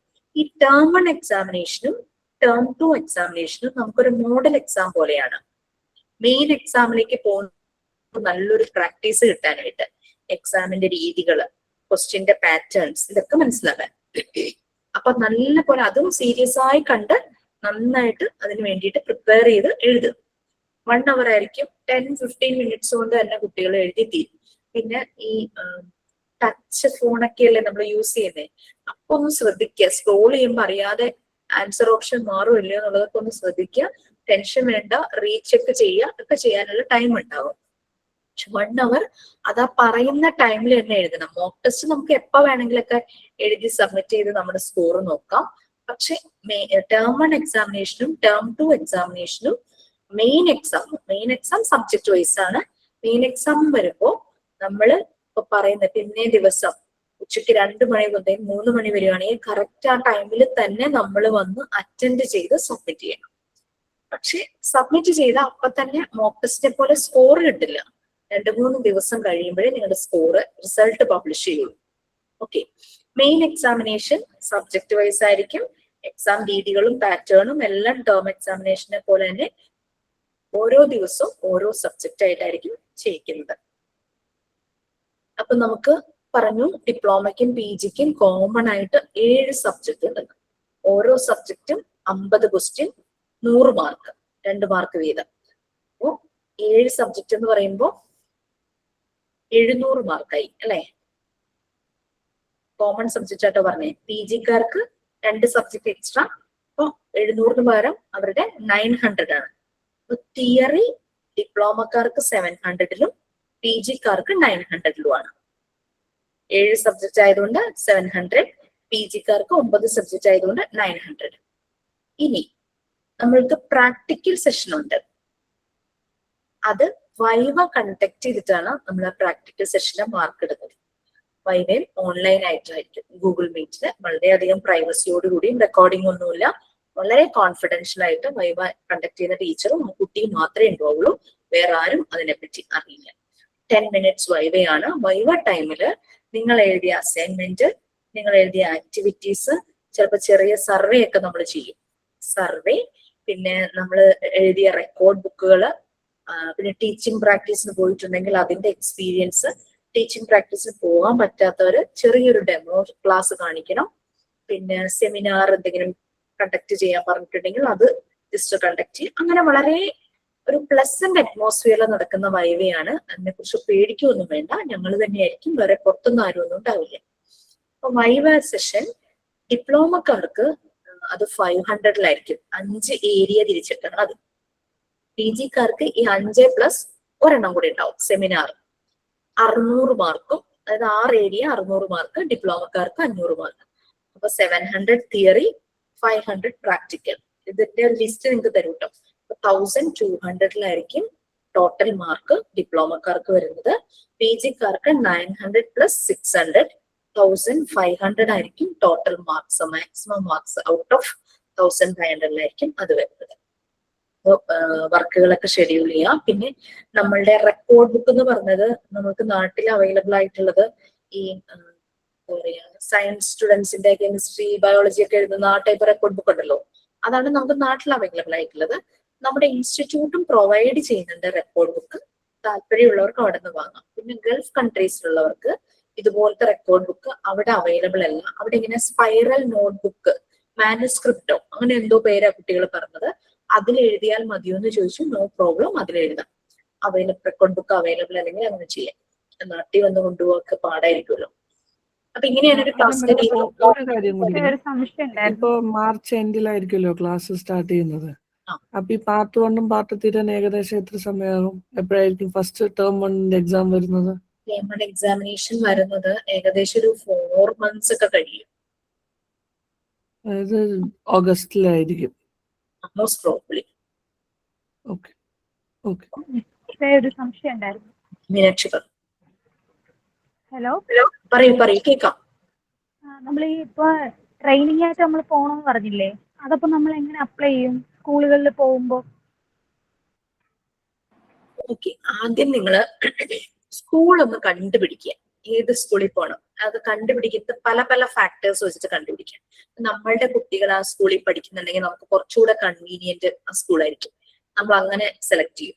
അതല്ല, ആ സ്കൂള് ഒരു നല്ല പ്രൊഫൈലുള്ള സ്കൂളാണ്, എനിക്ക് അവിടെ ഒരു ജോലി കിട്ടണം, അതുകൊണ്ട് ആദ്യം അവിടേക്ക് ഒരു എൻട്രി വെക്കണം, ഒരു കണക്ഷൻ ഉണ്ടാക്കണം, അതിനുവേണ്ടി അവിടെ ടീച്ചിങ് പ്രാക്ടീസ് അങ്ങനെ സെലക്ട് ചെയ്യാം. നമ്മുടെ ബയോഡേറ്റയില് നമ്മൾ ഈ സ്കൂളിലാണ് ഞാൻ ടീച്ചിങ് പ്രാക്ടീസ് കൊടുത്തതെന്ന് പറഞ്ഞ് കൊടുത്തു കഴിഞ്ഞാൽ അങ്ങനെ അതിനൊരു വാല്യൂ ഉണ്ടെന്ന് തോന്നുവാണെങ്കിൽ അങ്ങനെ സ്കൂൾ സെലക്ട് ചെയ്യും. ഇനി അതല്ല, എനിക്ക് സർവീസ് ആണ് താല്പര്യം, സോ ഞാൻ ഗവൺമെന്റ് സ്കൂളിൽ പോകും അല്ലെങ്കിൽ ബഡ് സ്കൂളിൽ പോകും, അതാണ് എന്റെ ഇഷ്ടം. എനിക്ക് അവിടെ പോയി അവരെ സപ്പോർട്ട് ചെയ്യണം. കാരണം ഗവൺമെന്റ് സ്കൂളിലൊക്കെ ചിലപ്പോൾ ഇതുപോലുള്ള അറിയാവുന്ന ടീച്ചർമാരുണ്ടാവില്ല, ഫെസിലിറ്റീസ് കുറവായിരിക്കും, ഈ മെത്തേഡ് അറിയുന്നവരുണ്ടാവില്ല. അപ്പൊ ഞാൻ പഠിച്ച ഗവൺമെന്റ് സ്കൂളാണെങ്കിൽ എനിക്ക് ആ ഗവൺമെന്റ് സ്കൂളിൽ ഇപ്പൊ എനിക്കിത് അവർക്ക് പറഞ്ഞു കൊടുക്കണം എന്നൊരു അങ്ങനെ നമുക്കൊരു സർവീസ് അങ്ങനെ തോന്നുവാണെങ്കിൽ അങ്ങനെ നിങ്ങൾക്ക് സ്കൂൾ സെലക്ട് ചെയ്യാം. എന്ത് തന്നെയാലും സ്കൂൾ സെലക്ട് ചെയ്തിട്ട് നിങ്ങൾ അവിടെ പോയിട്ട് ആദ്യം അവരോട് സംസാരിക്കുക. ഞാൻ ഇന്നൊരു കോഴ്സ് ചെയ്യുവാണ്, എനിക്ക് ഇവിടെ ചെയ്യാൻ താല്പര്യമുണ്ടെന്ന് പറയുവാണെങ്കിൽ. യെസ്. അപ്പൊ നമുക്ക് ഗവൺമെന്റ് സ്കൂളിലേക്ക് കിട്ടാൻ സാധ്യത ഉണ്ടാവുക? ടീച്ചിങ് പ്രാക്ടീസ് ആണോ ഷിജിന? അതെ. നമ്മുടെ പല ബാച്ചിലെ കുട്ടികളും ഗവൺമെന്റ് സ്കൂളിൽ ചെയ്യുന്നുണ്ടല്ലോ. അവിടെ ഇപ്പൊ ഒരു പ്രൈമറി സെഷൻ ഉണ്ട്. അവിടുത്തെ ടീച്ചർമാർക്ക് അറിയില്ല അവരെ എങ്ങനെയാ ചെയ്യിക്കണ്ടേ. നമുക്ക് നല്ല സപ്പോർട്ടായിരിക്കും ഗവൺമെന്റ് സ്കൂളിൽ നിന്ന് തരുന്നത്. അവർക്ക് ഭയങ്കര കൗതുകമായിരിക്കും. എന്റെ മക്കൾ പഠിക്കുന്ന സ്കൂള് മാനേജ്മെന്റ് പകുതി ആയിട്ടാണ് ഗവൺമെന്റും. അപ്പോ ഈ LKG UKGക്ക് എങ്ങനെയാണ് ടീച്ചേഴ്സിനും വേറെ, അപ്പോ ഇവിടെ കിട്ടാൻ സാധ്യത ഉണ്ടാ? പിന്നെന്താ, തീർച്ചയായിട്ടും കിട്ടും. അപ്പൊ നമ്മള് അങ്ങനെ ഒരു സ്കൂള് നമ്മൾ എല്ലാം അന്വേഷിച്ച് മനസ്സിലാക്കി തരാൻ ഞാൻ കണ്ടുപിടിച്ചിട്ട് അവിടെ ചെന്നവരോട് പറയും. അപ്പൊ അവര് പറയണോ ഓക്കെ വന്നോളൂ എന്ന് പറയുമ്പോ അപ്പൊ തന്നെ PRO കോണ്ടാക്ട് ചെയ്യാം. നിങ്ങളെ കോഴ്സിന്റെ കാര്യങ്ങളൊക്കെ പറഞ്ഞ് വിളിച്ച PRO ഉണ്ടാവുമല്ലോ നമ്മുടെ ഇവിടുത്തെ ഓഫീസിൽ നിന്ന്, സ്മാർട്ട്സിൽ നിന്ന്. PRO കോണ്ടാക്ട് ചെയ്യാം. PRO അപ്പൊ ഒരു ലെറ്റർ തരും, ആ സ്കൂളിന്റെ അഡ്രസ്സില് ഈ സ്റ്റുഡന്റിന് അവിടെ ടീച്ചിങ് പ്രാക്ടീസിന് പെർമിറ്റ് ചെയ്യണം എന്ന് പറഞ്ഞിട്ടൊരു റിക്വസ്റ്റ് ലെറ്റർ നമുക്ക് തരും. അത് ചിലപ്പോ സോഫ്റ്റ് കോപ്പി ആയിട്ട് അയച്ചായിരിക്കും, വാട്സപ്പ് ചെയ്യോ അല്ലെങ്കിൽ മെയിൽ ചെയ്യോ ഒക്കെ ആയിരിക്കും. നമ്മളത് പ്രിന്റ് എടുത്ത് ആ സ്കൂളിൽ കൊണ്ടു കൊടുക്കുക, അത് സ്റ്റാർട്ട് ചെയ്യും. പിന്നെ നമ്മളുടെ ഒരു ഗ്രേഡ് കാർഡ് തരും. നമ്മളുടെ പല ഏരിയാസിൽ നമ്മുടെ മാർക്ക് ഇടാനായിട്ട് അത് അവിടുത്തെ ഹെഡ് ഓഫ് ദ ഡിപ്പാർട്ട്മെന്റിനെ കാണിച്ച് പ്രാക്ടീസ് കഴിയുമ്പോഴേക്കും അവർ മാർക്ക് ഇട്ട് തരും. പിന്നെ അറ്റൻഡൻസ് ഷീറ്റും നമ്മൾ ഇവിടുന്ന് പ്രൊവൈഡ് ചെയ്യും. മോർണിംഗ് ആഫ്റ്റർനൂൺ നമ്മൾ എത്ര ദിവസം ചെയ്തു എന്നുള്ളതിന്റെ ഒരു പ്രൂഫ്. ഈ 3 പേപ്പറാണ് നിങ്ങൾക്ക് ഇവിടുന്ന് പ്രൊവൈഡ് ചെയ്യുന്നത്. റിക്വസ്റ്റ് ലെറ്റർ, അറ്റൻഡൻസ് ഷീറ്റ്, പിന്നെ ഗ്രേഡ് കാർഡ്. ഇത് എത്ര മാസം പോണം ആ സ്കൂളിൽ നമ്മൾ പ്രാക്ടീസ്? നമുക്ക് ശരിക്കും പറഞ്ഞു കഴിഞ്ഞാൽ 10 to 15 days ആണ് ഏറ്റവും കുറവ് ഡേയ്സ്. പിന്നെ ഇറ്റ്സ് അപ് ടു യു. നിങ്ങൾക്ക് ചെയ്ത് തുടങ്ങിയിട്ട് നിങ്ങൾക്ക് തോന്നുവാണ് കുറച്ച് ദിവസം കൂടെ എനിക്കൊരു പ്രാക്ടീസ് ആവശ്യമുണ്ട്, കുറച്ച് ദിവസം കൂടെ നിൽക്കാം എന്ന് തോന്നുവാണെങ്കിൽ നിങ്ങൾക്ക് 1 month ചെയ്യാം, 3 months ചെയ്തവരുണ്ട്. ചിലർ അവിടെ ചെയ്യുമ്പോഴേ അവിടുത്തെ സ്റ്റാഫ് പറയും കുറച്ച് ദിവസം കൂടെ ഒന്ന് നിൽക്കാമോ, അല്ലെങ്കിൽ ഇവിടെ തന്നെ ജോലിയായിട്ട് കണ്ടിന്യൂ ചെയ്തോളൂ, അങ്ങനെയും ചെയ്യുന്നവരുണ്ട്. അപ്പൊ ആ സ്കൂളിൽ നിന്ന് അവരുടെ അപ്രോച്ചും നമ്മുടെ നീഡ്സും അനുസരിച്ച് നമുക്ക് ഡിസൈഡ് ചെയ്യാം നമ്പർ ഓഫ് ഡേയ്സ്. പക്ഷെ മിനിമം ഒരു 10 ദിവസമെങ്കിലും ചെയ്യണം. 10 working days, 10 to 15 working days. Yes. അപ്പൊ നമുക്ക് ക്ലാസ് അപ്പം വരുമ്പോ നമുക്ക് അവിടെ സ്കൂളിൽ വെച്ചിട്ട് ക്ലാസ് ഒക്കെ അറ്റൻഡ് ചെയ്യുന്നതിനൊന്നും കുഴപ്പമില്ല? നമുക്കിവിടെ ക്ലാസ് നടക്കുന്ന സമയത്താണ് ഉദ്ദേശിച്ചത്? നമുക്ക് ക്ലാസ് നടക്കുന്ന ഒരു നമ്മളോട് പറയുന്നത്. അതെ അതെ, ആ സമയം നിങ്ങൾ അല്ലാതെ റെക്കോർഡ് ക്ലാസ് ഉണ്ടല്ലോ മാം, ആ സമയങ്ങളിൽ നമുക്ക് റെക്കോർഡ് ക്ലാസ് അറ്റൻഡ് ചെയ്താൽ മതിയായിരിക്കുമല്ലോ അല്ലേ, പോകുന്ന ദിവസങ്ങളിലാണെങ്കിൽ. പിന്നെ അവിടുത്തെ ഇൻസ്റ്റിറ്റ്യൂട്ടിലെ ടീച്ചറുമായിട്ടൊക്കെ നല്ല കണക്ഷൻ ആണെങ്കിൽ ഈ സമയത്ത് എനിക്ക് ക്ലാസ് ഉണ്ട്, എനിക്ക് ഇന്ന് ക്ലാസ്സിൽ കയറാൻ പറ്റുമോ എന്നൊക്കെ ചോദിച്ചു കഴിഞ്ഞാൽ അവർ ചിലപ്പോൾ പെർമിറ്റ് ചെയ്യും. പിന്നെ കൊച്ചു കുഞ്ഞുങ്ങളായതുകൊണ്ട് നമുക്ക് അവരെ ഇരുത്തിയിട്ട് ക്ലാസ് കാണാൻ ചിലപ്പോൾ പറ്റിയെന്ന് വരില്ല. മൊബൈൽ അതൊരു പ്രശ്നമാവുമല്ലോ അവിടെ. how much hours we want take class in a day. Anju, is this for teaching practice or about our class?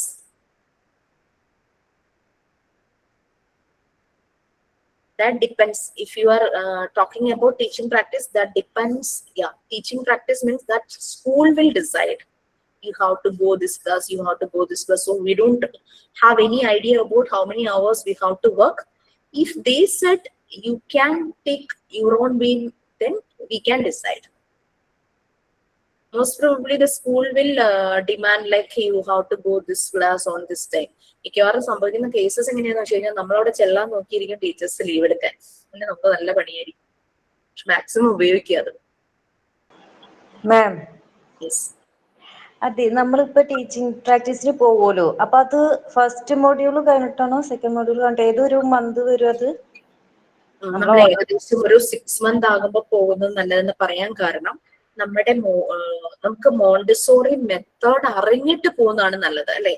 അപ്പൊ പാർട്ട് 3 വരണം, നമ്മുടെ മെയിൻ കോർ സബ്ജക്ട്. പാർട്ട് 3 ആണ് അതിനകത്താണ് Montessori theory, methods and application. ബാക്കി portions എടുക്കുമ്പോൾ നമ്മൾ അത് mix ചെയ്ത് പറഞ്ഞു തരുമെങ്കിലും ഈ തിയറി മെത്തേഡ്സ് അറിഞ്ഞിട്ട് നിങ്ങൾ പോവുകയാണെങ്കിൽ നമുക്ക് അത് അപ്ലൈ ചെയ്ത് നോക്കാം. അപ്പൊ നമ്മൾ ഇപ്പൊ തന്നെ പറയണ അവിടെ പോയിട്ട്? വേണ്ട വേണ്ട, ഇപ്പൊ ചെയ്തിട്ട് കാര്യമില്ല, കാരണം വെക്കേഷൻ സ്കൂൾ അടയ്ക്കാൻ പോകല്ലേ. അതുപോലെ സ്കൂള് തുറന്നു കഴിയുമ്പോഴേക്കും 1 മാസം കുട്ടികളൊന്ന് സെറ്റിൽ ആവണം അല്ലെ. കരച്ചിലും ഒക്കെ ആയിരിക്കും കുട്ടികള്. അവരൊന്ന് സെറ്റിൽ ആയി കഴിഞ്ഞ് ജൂലൈ ഓഗസ്റ്റ് ഒക്കെ ആവണം. അപ്പോഴേക്കും നമ്മൾ നമ്മുടെ സെപ്റ്റംബർ ഒക്ടോബർ ഒക്കെ ആകുമ്പോഴത്തേക്ക് മാം കുറച്ചൊരു നമുക്ക് മനസ്സിലാവുമായിരിക്കും അല്ലെ ക്ലാസ്സിൽ എങ്ങനെയായിരിക്കും. പിന്നെ അത് കഴിയുമ്പം സെലക്ട് ചെയ്യുമ്പോൾ ഓണപരീക്ഷ, ക്രിസ്മസ് പരീക്ഷ അങ്ങനെ എക്സാം ടൈമിൽ സെലക്ട് ചെയ്യരുത്. കാരണം എക്സാം ഡ്യൂട്ടി മാത്രമേ നമുക്ക് ചെയ്യാൻ കിട്ടുള്ളൂ.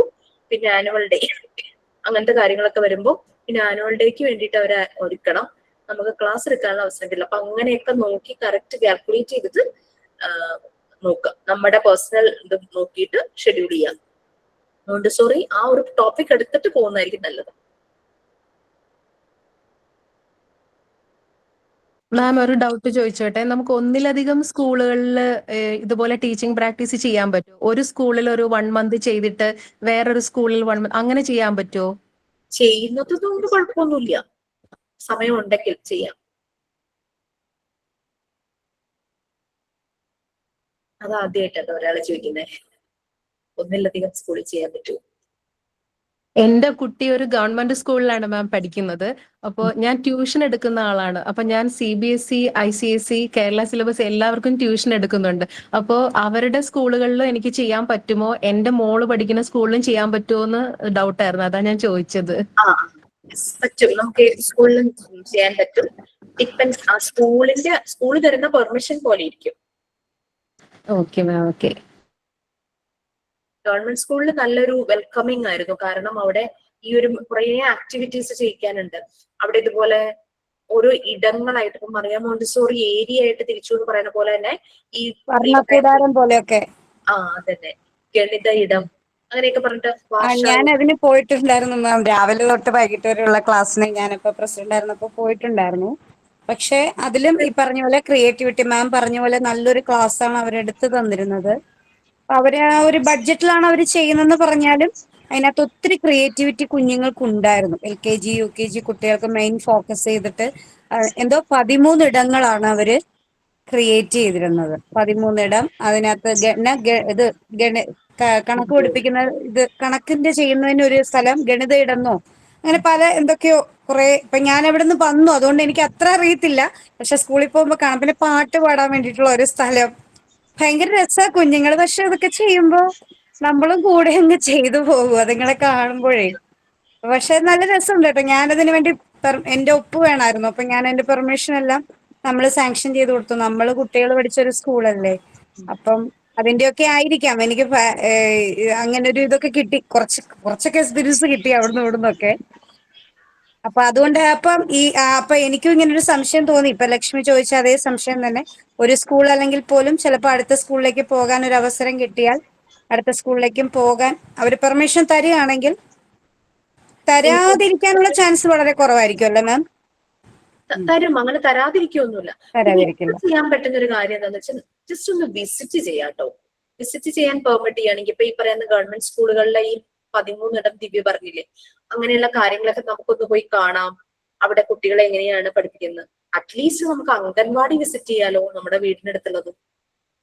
അവിടെ എന്തൊക്കെയാ ചെയ്യുന്നത്, അവിടെ പോയിരുന്നെന്ന് വെച്ചാൽ ടീച്ചർ നമുക്ക് പരിചയമുള്ളതായിരിക്കും, അല്ലെങ്കിൽ നമ്മുടെ മക്കൾ പോയിട്ടുണ്ടാകാം. അങ്ങനെ നിങ്ങൾക്ക് വിസിറ്റ് ചെയ്യാൻ പറ്റുന്ന സ്കൂളുകളൊക്കെ ഒന്ന് വിസിറ്റ് ചെയ്തോളൂ. ഇതുപോലെ ചെറിയ ക്ലാസ്സുകൾ, pre primary sessions, KG sessions ഒക്കെ ഒന്ന് വിസിറ്റ് ചെയ്യാൻ പറ്റുവാണെങ്കിൽ ഒന്ന് വിസിറ്റ് ചെയ്യുന്നത് നന്നായിരിക്കും. ഈ ഒരു ടൈം നമുക്ക് അതിനു വേണ്ടി ഉപയോഗിക്കാം. അപ്പൊ ഒരു കുട്ടികളുടെ ക്ലാസ് റൂമിന്റെ ആ ഒരു സ്ട്രക്ചർ ഒക്കെ നമുക്കൊന്ന് മനസ്സിലാകും. പിന്നെ ഗവൺമെന്റ് സ്കൂളുകളുടെ ഈ ഏരിയ ആയിട്ട് തിരിച്ചിട്ടുള്ളത് മനസ്സിലാകും. അവിടെ അവർ ഉപയോഗിക്കുന്ന ആക്ടിവിറ്റീസ്, മെറ്റീരിയൽസ്, ഇതൊക്കെ നമുക്കൊരു ഐഡിയ കിട്ടും. ഈ ഒരു ടൈം അതിന് വേണ്ടിയിട്ട് യൂസ് ചെയ്തോളൂ. സ്കൂൾ വിസിറ്റ് ഇതിന്റെ കോഴ്സിന്റെ ഭാഗമല്ല, ഇപ്പൊ ഭാഗമല്ല, പക്ഷെ നമുക്ക് കോഴ്സ് തുടങ്ങി കുറെ കഴിയുമ്പോൾ നമ്മൾ വിസിറ്റ് ചെയ്ത് സ്കൂളിനെ പറ്റി എഴുതാനൊക്കെ പറയും. നിങ്ങൾ ഈ ഒരു സമയം ജസ്റ്റ് ഒന്ന് വിസിറ്റ് ചെയ്ത് കാര്യങ്ങളൊക്കെ ഒന്ന് കണ്ടുവരും. Most probably March last week ആയിരിക്കും നമ്മുടെ ക്ലാസ് സ്റ്റാർട്ട് ചെയ്യാം. സോ ആഴ്ചയിൽ ഒരു ദിവസം ഞാൻ ഉണ്ടാകും. സോ വി വിൽ സീ, നമുക്ക് കാണാം. അന്നത്തെ ദിവസം നിങ്ങളുടെ പാട്ടും എല്ലാം കേൾക്കാലോ. നിങ്ങൾക്ക് പല ആക്ടിവിറ്റീസ് ചെയ്യാം, ഇഷ്ടമുള്ള രീതിയിൽ ആക്ടിവിറ്റീസ് ചെയ്യാം. എന്തെങ്കിലും മെറ്റീരിയൽസ് ഇങ്ങനെ ക്രാഫ്റ്റ് ഒക്കെ ഉണ്ടായിട്ടുണ്ടെങ്കിൽ ക്ലാസ്സിൽ കാണിക്കാം. നല്ല രീതിയിൽ ആർട്ട് ആൻഡ് ക്രാഫ്റ്റ് ഒക്കെ ചെയ്യുന്നവരുണ്ടെങ്കിൽ ഒരു സെഷൻ നിങ്ങൾക്ക് തരും, ഞങ്ങളെയൊക്കെ പഠിപ്പിക്കാം. മെറ്റീരിയൽസ് ഒക്കെ ഇങ്ങനെ അവൈലബിൾ മെറ്റീരിയൽസ് ഒക്കെ വെച്ചിട്ട് ചെറിയൊരു കോഴ്സിലൊക്കെ ചെയ്യാൻ പറ്റുന്നതാണെങ്കിൽ കുട്ടികളെ കൊണ്ട് ചെയ്യാൻ പറ്റുന്ന രീതിയിലുള്ള ചെറിയ ചെറിയ ക്രാഫ്റ്റ് വർക്കുകളൊക്കെ അറിയാവുന്നവര് ക്ലാസ്സിൽ എല്ലാവരെയും പഠിപ്പിക്കുക. ഒരു സെഷൻ നമ്മുടെ ക്ലാസ്സിന്റെ ആ ടൈം തന്നെ തരും. മെറ്റീരിയൽസിന്റെ ഡീറ്റെയിൽസ് ഒക്കെ നേരത്തെ പറയുവാണെങ്കിൽ ഞങ്ങൾ എല്ലാവരും വാങ്ങിച്ച് ഞങ്ങളും ചെയ്യാനായിട്ട് റെഡി ആയിട്ടിരിക്കും. ഞാൻ കുട്ടികളുടെ കൂടെ ഇരുന്ന് ചെയ്യാറുണ്ട് ക്ലാസ്സിൽ, അങ്ങനെ പല ബാച്ച് ഇങ്ങനെ നടത്തുമ്പോൾ. അതുകൊണ്ടാ പറഞ്ഞേ, വി ഓൾ ആർ ലീഡേഴ്സ്. എല്ലാവർക്കും ഈക്വൽ പ്രയോറിറ്റി തന്നെയാണ് കേട്ടോ. ആരും ചെറുതല്ല, എല്ലാവരും ഈക്വൽ തന്നെയാണ്. സോ അങ്ങനെ ഒരു ക്ലൈമറ്റ് ആയിരിക്കും നമ്മുടെ ക്ലാസ്. കാരണം ഒരു ഓൺലൈൻ ക്ലാസ് മെറ്റീരിയൽസ് നമ്മൾ വാങ്ങേണ്ടി വരുമോ ഉണ്ടാക്കേണ്ടത് കുട്ടികൾക്ക്? അതാണ് ഷിജിന ഞാൻ പറഞ്ഞേ, മാക്സിമം നമ്മള് എക്സ്പെൻസീവ് ആയിട്ടുള്ള മെറ്റീരിയൽസ് ഒന്നും വാങ്ങിപ്പിക്കാനായിട്ട് പറ്റില്ല. കൂടെ വന്ന ചാർട്ട് പേപ്പർ, കുറച്ച് പശ, അങ്ങനത്തെ കാര്യങ്ങള്. പിന്നെ മോണ്ടിസോറിയുടെ ഫ്ലവേഴ്സ് എല്ലാം ഉണ്ടാക്കിയിട്ട് കാണിച്ചു കൊടുക്കണം. തീർച്ചയായിട്ടും ഓരോ ഐറ്റംസ് എല്ലാം ഉണ്ടാക്കിയിട്ട് കാണിച്ചു കൊടുക്കണം. ഉണ്ടാക്കിയിട്ടുണ്ടോ? ഓ, അങ്ങനെ ഉണ്ടാക്കാറുണ്ടോ? അല്ല, ഞാന് ഇവിടെ മോളെ സ്കൂള് ഒരു മാസം പോയിനു ടീച്ചറായിട്ട്. വേറെ ടീച്ചർക്ക് പകരമായിട്ട് പോയതേനു. എന്നാൽ ആടെ ഇങ്ങനെ ഓരോന്ന് ഐറ്റംസ് എല്ലാം ഉണ്ടാക്കാനും എല്ലാം ഉണ്ടേനു, അതാ ചോദിച്ചത്. ഓക്കെ, വെരി ഗുഡ് മാം. എനിക്ക് ഉണ്ടാക്കാൻ അറിയാം ഫ്ലവേഴ്സും. ഞാൻ ക്രാഫ്റ്റ് പഠിച്ചിട്ടുണ്ട്. സോ അപ്പൊ നമുക്കിപ്പോ ആളെ കിട്ടിയില്ലേ? ഒരു ക്ലാസ് ഷംസിയക്ക് കൊടുക്കാം. ഞങ്ങൾക്ക് ആളൊത്തിരിയായി മാം, ആളൊത്തിരിയായി. അപ്പൊ നമുക്ക് അതെ മാം, ഞാൻ ഡിഗ്രിക്ക് പഠിക്കുമ്പോ ലിറ്റിൽ ഫ്ലവർ കോളേജിലാണ് പഠിച്ചിരുന്നത്. അപ്പൊ അവിടെ ഇന്റീരിയർ ഡെക്കറേഷൻ എന്ന് പറഞ്ഞിട്ട് ആഴ്ചയിൽ ഒരു ദിവസം ക്ലാസ് ഉണ്ടായിരുന്നേ. അപ്പൊ നമുക്ക് അവിടുന്ന് സർട്ടിഫിക്കറ്റ് പ്രൊവൈഡ് ചെയ്തിരുന്നേ. പിന്നെ ഇപ്പൊ നമ്മുടെ ഓൺലൈനിലും പഠിച്ചിട്ടുണ്ട്. പിന്നെ 10ാം ക്ലാസ് കഴിഞ്ഞപ്പോ നമ്മൾ വെറുതെ ഇരിക്കുമല്ലോ റിസൾട്ട് വരുന്ന വരെ. അപ്പൊ നമ്മൾ വെറുതെ ഇങ്ങനെ ഓരോന്ന് നോക്കിയിട്ട് എത്ര ഫ്ലവേഴ്സ് ഉണ്ട് എന്നൊക്കെ നോക്കിയിട്ട് നമ്മൾ വീട്ടിലുണ്ടാവുന്ന ഫ്ലവേഴ്സ് ഒക്കെ നോക്കിയിട്ടൊക്കെ ആയിട്ട് അങ്ങനെയും ചെയ്ത് നോക്കിയിട്ട് പഠിച്ചിട്ടുണ്ട്. Very good. നമുക്ക് അതൊക്കെ പ്ലാൻ ചെയ്യാം കേട്ടോ. ഷിജിനൊക്കെ അറിയാം, ഷംസിയ, ഇനിയും ആരെങ്കിലൊക്കെ ഉണ്ടാവും പറയാത്തായിരിക്കും. അതൊക്കെ ക്ലാസ് തുടങ്ങുമ്പോ പതുക്കെ എല്ലാവരും വന്നോളും മുന്നിലേക്ക്. കാരണം നമുക്ക് ക്രിയേറ്റിവിറ്റി ഏറ്റവും കൂടുതൽ വേണം. അപ്പം നമ്മൾ ചെയ്യാൻ തുടങ്ങുമ്പോഴോ എനിക്കിതൊക്കെ ചെയ്യാൻ പറ്റുന്നുണ്ടല്ലോ, എനിക്കിതറിയാലോ എന്നുള്ള ഫീലിംഗ് ഒക്കെ വരെ ഒരു സെൽഫ് പാറ്റേൺ കൊടുക്കും. ഐ ആം ഗുഡ് എന്നൊക്കെ പറഞ്ഞു. ഇതെല്ലാം നിങ്ങളുടെ ക്രിയേറ്റിവിറ്റി പുറത്തേക്ക് കൊണ്ടിരുന്ന കുറെ ആക്ടിവിറ്റീസ് അല്ല. എല്ലാവർക്കും എല്ലാം ചെയ്യാൻ പറ്റും. എല്ലാവരുടെ കഴിവുകൾ എല്ലാവരും മൂടി വെച്ചിരിക്കുന്നു. അതൊക്കെ നമുക്ക് ഈ കോഴ്സിലൂടെ പുറത്ത് കൊണ്ടുവരാം. തീർച്ചയായിട്ടും അങ്ങനെയാ വേണ്ടത്. വളരണം. നമുക്ക് ഇടയ്ക്ക് പാട്ടും പാടാം മാം, ഇടയ്ക്ക് പാട്ടും പാടാം. തീർച്ചയായും ഇപ്പൊ പഠിക്കോളൂ. ഇപ്പോഴും ദിവ്യ ഫസ്റ്റ് പാടുക, അപ്പൊ എല്ലാവർക്കും അവരെ കഴിവ് പുറത്തു വരും. പെട്ടെന്നൊരു പാട്ടെന്ന് പറയുമ്പോഴത്തേക്കും കിട്ടുന്നില്ല. എന്തെങ്കിലും ഒരു മാം ഒരു പാട്ട് പറഞ്ഞാൽ ഞാൻ വേണമെങ്കിൽ ഒന്ന് ട്രൈ ചെയ്യാം. പഠിച്ച ആളാണ്. എന്റെ പേര് വർഷ. വർഷ പറയും. ഞാൻ 8 വർഷം കീർത്തനം പഠിച്ചതാണ്. ആണോ? പാടാൻ റെഡിയാണോ? ഓക്കെ, ട്രൈ ചെയ്യാം മാം. സ്വാമിനാഥ പരിപാലയ ശുഭ,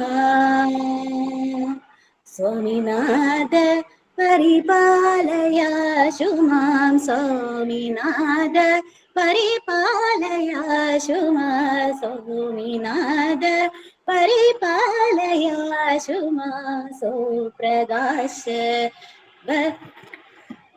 മാം ടെൻഷനാവുള്ളൂ. പാടിക്കോളൂ പാടിക്കോളൂ, കറക്റ്റ് തന്നെയാ, പാടിക്കോളൂ. അങ്ങനെയല്ല, പെട്ടെന്ന് പറഞ്ഞപ്പോഴേ. വേറൊരു പാട്ട് പാടുക. ഗീതം എന്തെങ്കിലും പാടൂ, ചെറിയ ഗീതം പാടൂ. വരവീണ അറിയാമായിരിക്കുമല്ലോ, പാടൂ. അറിയാം പാടൂ മാം. യെസ്, പാടിക്കോളൂ. ഞാൻ മ്യൂസിക് റെഡി ആയിട്ട്. അടുത്ത ക്ലാസ്സിൽ പാടാം. തീർച്ചയായിട്ടും മതി. കംഫർട്ടബിൾ, നിർബന്ധിക്കലൊന്നുമില്ല. ഓക്കെ, ഞാനൊരു ചെറിയ പാട്ട് പാടാം മാം. Okay Divya.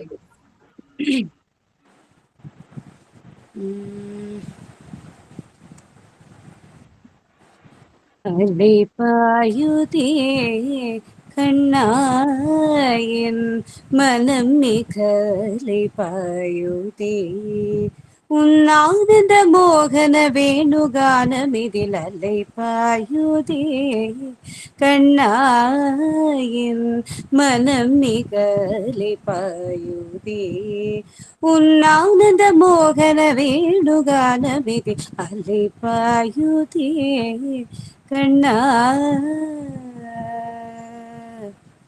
Kanna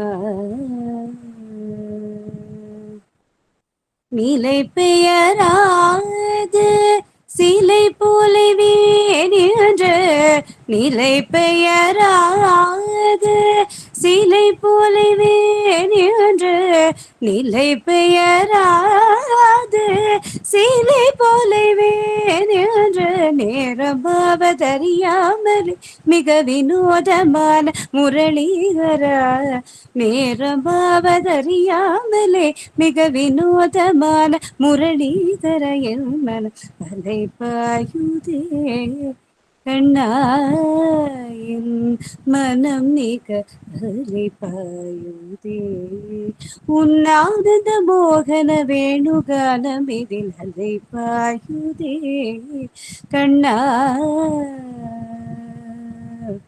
Kanna. Thank you ma'am. Very good. ഇപ്പൊ രണ്ടുപേരെയും നമ്മൾ കേട്ടുള്ളൂ, പക്ഷെ വേറെ പലരും ഇങ്ങനെ മിണ്ടാതൊക്കെ ഇരിക്കുന്നുണ്ട്. അപ്പൊ നമുക്ക് ഓരോ ദിവസമായിട്ട് കാണാം. പിന്നെ നിങ്ങൾക്ക് ഓൺലൈൻ ആണ്, നമുക്ക് ആഘോഷങ്ങളൊന്നും അതുകൊണ്ട് ഇല്ലാന്നൊന്നും ഇല്ല കേട്ടോ. ഓണം സെലിബ്രേഷൻ, ക്രിസ്മസ് സെലിബ്രേഷൻ ഒക്കെ നമ്മളിവിടെ തകർക്കും. അതൊക്കെ നിങ്ങൾക്ക് പ്ലാൻ ചെയ്യാം. ഇപ്പൊ വരാൻ പോകുന്ന എന്താ, ഈസ്റ്റർ, എന്താ പെരുന്നാളും വരുവാണല്ലോ. പെരുന്നാളിനും കഴിഞ്ഞിട്ട് നമുക്ക് ക്ലാസ് തുടങ്ങുള്ളൂ. ഈസ്റ്റർ വരും. ഈസ്റ്റർ വരും. നിങ്ങൾക്ക് എന്തെങ്കിലും ആഘോഷിക്കണമെന്നുണ്ടെങ്കിൽ പറഞ്ഞാൽ മതി, ജസ്റ്റ് ഒന്ന് പ്ലാൻ ചെയ്യാം. ഓക്കെ, ചോദിക്കും. ആരാദ്യം ചോദിക്കുന്നത്? ഷിബിതയാണോ റീനു ആണോ? നമുക്ക് പി ജിക്കാർക്ക് ഏത് ക്ലാസ് വരെ നമുക്ക് എടുക്കാൻ പറ്റും? ഞാൻ വിചാരിക്കുമായിരുന്നു ഈ ചോദ്യം ആരും ചോദിച്ചില്ലല്ലോ, ഞാൻ പറയാനും ഞാൻ വിട്ടു. നമുക്ക് പി ജിക്കാർക്ക് ഏത് ക്ലാസ് വരെ എടുക്കാൻ പറ്റും എന്നുള്ളതല്ല ശരിക്കും ഇതിനകത്ത് വരുന്നത്. പലപ്പോഴും നമ്മൾക്ക് പലർക്കും ഇത് കൂടാതെ വേറെയും പല ക്വാളിഫിക്കേഷൻസ് നമ്മൾ പഠിച്ചിട്ടുണ്ടാവും, ചിലർക്ക് ഉണ്ടാവില്ല.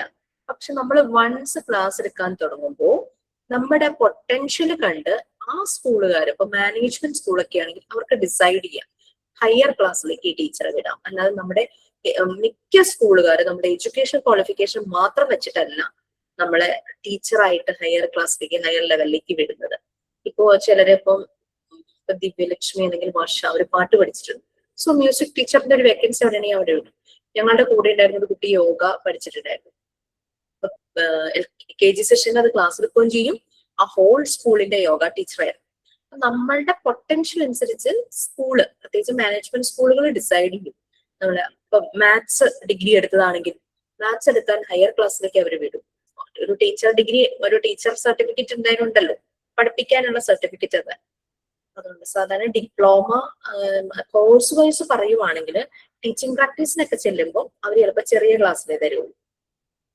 PG ഉണ്ടെങ്കിലും അവർ ടീച്ചിങ് പ്രാക്ടീസിനൊക്കെ ചെല്ലുമ്പോൾ ചെറിയ ക്ലാസ്സിലേ തരുള്ളൂ. ഈ നമ്മളുടെ പൊട്ടൻഷ്യൽ മനസ്സിലാക്കി അവർ ഹയർ ക്ലാസ്സിലേക്ക് അവരായിട്ട് നമ്മൾ പ്രൊമോട്ട് ചെയ്യുന്നതാണ്. അതുകൊണ്ടൊരു എഡ്യൂക്കേഷൻ ക്വാളിഫിക്കേഷൻ വെച്ചിട്ട് നമുക്ക് അങ്ങനെ ഈ ഇത്ര വരെ എടുക്കാൻ പറ്റുള്ളൂ അങ്ങനെയൊന്നുമില്ല. 7th സ്റ്റാൻഡേർഡ് ഞാൻ പറഞ്ഞില്ല, എന്റെ കൂടെ പഠിച്ചൊരു കുട്ടി അത് പ്രിൻസിപ്പളായി 4ാം ക്ലാസ് വരെയുള്ള ഒരു CBSE സ്കൂളിന്റെ പ്രിൻസിപ്പളായി ചെന്ന ഉടനെ തന്നെ ഇന്റർവ്യൂവിന് ചെന്നതാ. അപ്പൊ മാം നമുക്കപ്പോ ഡിപ്ലോമ കോഴ്സിൽ നമുക്ക് എന്തായാലും ഈ നമ്മുടെ LKG UKG അങ്ങനെ ചെറിയ ക്ലാസ് അല്ലേ പറ്റുള്ളൂ? 4ാം ക്ലാസ് വരെ പറ്റുമോ? ഇല്ലല്ലോ. അതാ പറഞ്ഞ നമ്മളുടെ പൊട്ടൻഷ്യൽ മനസ്സിലാക്കി അവർക്ക് തോന്നുവാണ് ഹയർ ക്ലാസ്സിലേക്കും ഇടാൻ ഓക്കെ അവര് പ്രൊമോട്ട് ചെയ്താൽ ഓക്കെ. അല്ലാതെ ഇതേ പറ്റുള്ളൂ അങ്ങനെ നമുക്ക് പറയാൻ പറ്റില്ല. അവര് പക്ഷെ ഗൾഫ് കൺട്രീസിലൊക്കെ മോണ്ടിസോറി കോഴ്സ് കഴിഞ്ഞാൽ KG വരെ. നമ്മുടെ നാട്ടില് നമ്മുടെ ഒരു പൊട്ടൻഷ്യൽ മനസ്സിലാക്കി കഴിഞ്ഞു കഴിഞ്ഞാൽ അവരെന്തായാലും ഹയർ ക്ലാസ്സിലേക്കൊക്കെ നമ്മൾ പ്രൊമോട്ട് ചെയ്യും. നമ്മുടെ ബാച്ചുകളിൽ പലതും B.Edഉം M.Edഉം കഴിഞ്ഞവർ വന്ന് മോണ്ടിസോറി ചെയ്തിട്ടുണ്ട്. അവർക്ക് കോൺഫിഡൻസ് ഇല്ലാന്ന്, B.Edഉം M.Edഉം കഴിഞ്ഞിട്ട് ടീച്ചർ ആവാനായിട്ട് കോൺഫിഡൻസ് ഇല്ലാന്ന് വന്ന് മോണ്ടിസോറി ചെയ്തവരായിട്ട്. അപ്പൊ അവരെ സംബന്ധിച്ച് മോണ്ടിസോറിയുടെ സർട്ടിഫിക്കറ്റുമായി അവർക്ക് B.Edഉം M.Edഉം ഉണ്ട്. അപ്പൊ അവർ സ്കൂളിലേക്ക് അപ്ലൈ ചെയ്യുമ്പോൾ അവർക്ക് ഏതിന്റെ ബേസിലും കിട്ടാലോ. അപ്പൊ മാം എനിക്ക് പിന്നെ ഒരു ഡൗട്ടായി. മീൻസ് ഇപ്പൊ B.Edഉം M.Edഉം പഠിച്ചവര് മോണ്ടിസോറി ക്ലാസ്സിന് വന്നു, ഓക്കെ. ബട്ട് നമ്മൾ ഡയറക്റ്റ് ആയിട്ട് മീൻസ് ഞങ്ങളെ പോലുള്ളവർ ഇപ്പൊ ഡയറക്റ്റ് ആയിട്ട് ചിലവർ ഇതിനകത്ത് നല്ല എഡ്യൂക്കേഷൻ ഉള്ളവരുണ്ട്. ഞാനൊക്കെ +2 വരെ പോയിട്ടുള്ളൂ, അതിന് കഴിഞ്ഞിട്ട് വേറെ എഡ്യൂക്കേഷൻ പോയിട്ടില്ല. സോ അങ്ങനെ ഇരിക്കുമ്പോഴത്തേക്കും നമുക്ക് B.Edഉം അതിനകത്ത് ഇതുമായിട്ട് യാതൊരു പ്രശ്നവും വരില്ലല്ലോ എന്നാണ് എന്റെ ചോദ്യം. ഒന്നുമില്ല. ശരിക്കും B.Edഉം M.Edലെ അതേ രീതിയല്ല ശരിക്കും പറഞ്ഞു കഴിഞ്ഞാൽ ഇതിനകത്ത്. അവിടെ നമുക്കൊരു തമ്മിലൊരു കോമ്പറ്റീഷൻ, അതായത് ഒരു അസൈൻമെന്റ് എഴുതുമ്പോൾ മറ്റേയാളെ കാണിക്കരുത്. കാരണം അസൈൻമെന്റ് ഒരുപോലെ ഇരുന്ന് കഴിഞ്ഞാൽ ടീച്ചർ മാർക്ക് കുറയ്ക്കും. അങ്ങനത്തെ പ്രശ്നങ്ങൾക്ക് B.Edന്റെയും M.Edന്റെയും കാര്യത്തിലുണ്ട്. അപ്പൊ ഇവര് തമ്മിൽ ഷെയർ ചെയ്യില്ല. പക്ഷെ നമുക്കിവിടെ അങ്ങനെയല്ല, ഷെയറിംഗ് ആണ് കംപ്ലീറ്റ്. ആ ഒരു വ്യത്യാസം, ആ ഒരു ഫീല് വരുന്നത് ഇവിടെയാണ് കൂടുതലും. മറ്റേത് ഞാൻ ചെയ്യുന്നത് പെർഫെക്റ്റ് ആവണം, ആ ഒരു രീതിയിൽ പോകും. ഇവിടെ അങ്ങനെയല്ല. എനിക്കറിയാവുന്നപ്പോ തന്നെ 2 പേര് റെഡിയായി വന്നില്ലേ ക്രാഫ്റ്റ് ചെയ്യാൻ പറഞ്ഞു കൊടുക്കാനായിട്ട്. ഇവിടെ നമ്മൾക്കുള്ള നമ്മൾ പ്രൊവൈഡ് ചെയ്യുക. അതാണ് എഡ്യൂക്കേഷൻ. സത്യത്തില് എഡ്യൂക്കേഷൻ കംപ്ലീറ്റ് ആകണമെങ്കിൽ എനിക്ക് മാത്രം അറിവുണ്ടായാൽ പോരാ, ഞാനത് മറ്റുള്ളവരിലേക്ക് പകർന്നു കൊടുക്കുമ്പോഴാണ് വിദ്യാഭ്യാസം പൂർണ്ണമാവുകയുള്ളൂ. ആ ഒരു കൺസെപ്റ്റ് ആണ് മോണ്ടിസോറി മെത്തേഡിൽ വരുന്നത്. അറിയാത്ത കാര്യങ്ങൾ അങ്ങോട്ടും ഇങ്ങോട്ടും ഷെയർ ചെയ്ത് പഠിച്ചു പോവുക. യെസ്, അത് തന്നെ. ഇപ്പൊ വർഷത്തിൽ സ്റ്റാർട്ടിംഗ് ട്രബിൾ വന്നപ്പോ നിങ്ങൾ ഇവിടുന്ന് ഞാൻ ആദ്യമായിട്ടോ ഒരു ഇൻട്രൊഡക്ഷൻ ക്ലാസ്സിൽ ഇത്രയും ഇമോജീസ് ഇങ്ങനെ പറന്നു പോകുന്നതാണ്. സാധാരണ ക്ലാസ് തുടങ്ങി കുറെ കഴിയുമ്പോൾ ഇമോജീസ് ഇങ്ങനെ പറക്കാൻ തുടങ്ങുന്നത്. ഞങ്ങൾക്ക് പോസിറ്റീവായി ഭയങ്കര സന്തോഷം, എന്തെന്നില്ലാത്തൊരു സന്തോഷം ഇന്ന്. എനിക്കാണെങ്കിൽ ഇന്ന് വൈകിട്ടൊരു ചോദിക്കൂ മാം, സ്ഥിരമായിട്ട് ഇത് 10 മണിക്കാണോ ക്ലാസ് സ്റ്റാർട്ട് ചെയ്യണേ? എന്തെങ്കിലും ടൈം ചേഞ്ചസ് ഉണ്ടാവോ? ഇല്ല, ശരിക്കും നമ്മുടെ റെഗുലർ ക്ലാസ് ടൈമിംഗ് സ്റ്റാർട്ട് ചെയ്യുന്നത് 10:30ക്കാണ് എല്ലാ ബാച്ചിന്റെയും. അതായത് ചില ബാച്ചിന് 10:30 to 11:30, ചിലത് 1:30 to 2:30. അപ്പൊ നിങ്ങളുടെ ടൈം ഇത് 12 to 1 ഉണ്ട്. എനിവേ ഓഫീസിലെ ക്ലാസ്സസ് ഏത് കോഴ്സിന്റെ ആണെങ്കിലും ഈവനിങ്ങിൽ അങ്ങനെ എന്തെങ്കിലും ക്ലാസ് ഉണ്ടായിരിക്കോ? കാരണം ഞാൻ സ്കൂളിൽ വർക്ക് ചെയ്യാണ്, UAE-ലാണ്. ഇപ്പൊ ഈ ഒരു വീക്കില് നമുക്ക് ഓഫ് ആണ്. കഴിഞ്ഞ വീക്കില് 2:30 10:30 to 2:30 ഏതെങ്കിലും സ്ലോട്ട് ആയിരിക്കും നിങ്ങൾക്ക് കിട്ടുക. പിന്നെ PG ക്ലാസ് തുടങ്ങുമ്പോഴാണ് അത് പാരലൽ ആയിട്ടാണ് തുടങ്ങുന്നത്. ഡിപ്ലോമയുടെ ക്ലാസ് നടക്കുമ്പോൾ തന്നെ ലാസ്റ്റ് പാരലൽ ആയിട്ട് തുടങ്ങുന്നത്. അത് മാത്രമേ അടുത്ത ആഴ്ച മോർണിംഗിൽ ക്ലാസ്സിൽ നിങ്ങൾക്ക് തരും. എല്ലാ ഇൻഫർമേഷൻസും നിങ്ങളുടെ ക്ലാസ് റൂമിൽ വരും. എന്നാണ് തുടങ്ങുന്നത്, അതിന് ജോയിൻ ചെയ്യേണ്ട ലിങ്കും ക്ലാസ് ഇൻസ്ട്രക്ഷൻസും എല്ലാം വരും. ആ ഒരു ചാനലിൽ വരും, ക്ലാസ് റൂം എന്നുള്ള ചാനലിൽ വരും. അപ്പൊ സ്ഥിരമായിട്ട് ഈ മോർണിംഗ് 10 o'clock ആയിരിക്കില്ലല്ലോ അല്ലെ? 10 o'clock ആയിരിക്കില്ല. ഞാൻ 10 o'clock വെച്ചാല് എനിക്ക് 11:30 ഇപ്പൊ ക്ലാസ് തുടങ്ങുന്ന സമയം 11:30 18 ബാച്ചിന്റെ ക്ലാസ് ഉണ്ട്. അപ്പോ ഞാൻ നിങ്ങൾക്ക് 10 മണിക്ക് വെച്ചു. അങ്ങനെ ആകുമ്പോൾ നമുക്ക് 1 hour ആയാലും 1.5 മണിക്കൂർ ഇപ്പൊ എന്തെങ്കിലും ഡിസ്കസ് ചെയ്യണമെങ്കിൽ വി ഹാവ് ഇനഫ് ടൈം. 1.5 മണിക്കൂർ ഉണ്ടല്ലോ, 11:30 വരെ ടൈം ഉണ്ടല്ലോ. അതുകൊണ്ടാണ് 10 മണിക്ക് വെച്ചത്. ലാസ്റ്റ് സാറ്റർഡേ ആയിരുന്നു പറഞ്ഞത്, പക്ഷെ അന്ന് എനിക്ക് ഒരു പേഴ്സണൽ എമർജൻസി വന്നതുകൊണ്ടാണ് ഇന്നത്തെ ദിവസത്തേക്ക് ആക്കിയത്. അപ്പൊ 11:30 ക്ലാസ് ഉള്ളതുകൊണ്ടാണ് 10 o'clock ആക്കിയത്. സോ ഞാൻ നിങ്ങളുടെ എല്ലാവരുടെയും പെർമിഷനോട് കൂടി എന്റെ ക്ലാസ്സിലേക്ക് ജോയിൻ ആവാൻ പോവാണ്. കാരണം 18 കുട്ടികൾ എന്നെ വെയിറ്റ് ചെയ്യുന്നുണ്ടാവും. ക്ലാസ് തുടങ്ങുന്നത് എന്തോ കൃത്യമായിട്ട് ഒരു ഡേറ്റ് പറയാവാ ക്ലാസ് തുടങ്ങണ? എനിക്ക് ആ കൺഫർമേഷൻ കിട്ടിയിട്ടില്ല, അതുകൊണ്ടാണ് കേട്ടോ ഞാൻ പറയാത്തത്. നിങ്ങൾക്ക് ആ ഇൻഫർമേഷൻ കിട്ടും. ക്ലാസ് റൂമിൽ വരും. അത് ഗ്രൂപ്പിൽ ഷെയർ ചെയ്യുമോ ഉണ്ടെങ്കിൽ പറയൂ. തരും. മാർച്ച് ലാസ്റ്റിലാണ് എനിക്ക് കിട്ടിയ ഇൻഫർമേഷൻ. എനിക്ക് എന്റെ കൺഫർമേഷൻ അറിയില്ല കേട്ടോ. യെസ്, വേറെ ആരും എന്തോ പറയണ്ടായിരുന്നു. എന്തായിരുന്നു മാം? അപ്പൊ ഇന്ന് മുതൽ എല്ലാവരും നല്ല ഫ്രണ്ട്സ് ആയിരിക്കും. കട്ട സപ്പോർട്ട് എല്ലാ സബ്ജക്റ്റിന്റെ കാര്യത്തിലായാലും എല്ലാ ആക്ടിവിറ്റീസിലായാലും നമുക്ക് കട്ട സപ്പോർട്ടായിട്ട് ശരിയാക്കും. Very good. തീർച്ചയായും മാം ഞങ്ങളുടെ ഒപ്പം എപ്പോഴും ഉണ്ടാകുമെന്ന് ഞങ്ങൾ പ്രതീക്ഷിക്കുന്നു. തീർച്ചയായിട്ടും മാമിന്റെ സപ്പോർട്ട് ഞങ്ങൾക്ക് ഉണ്ടാകുമെന്ന് കരുതുന്നു. Thank you. Bye bye. Thank you madam. Okay ma'am, thank you.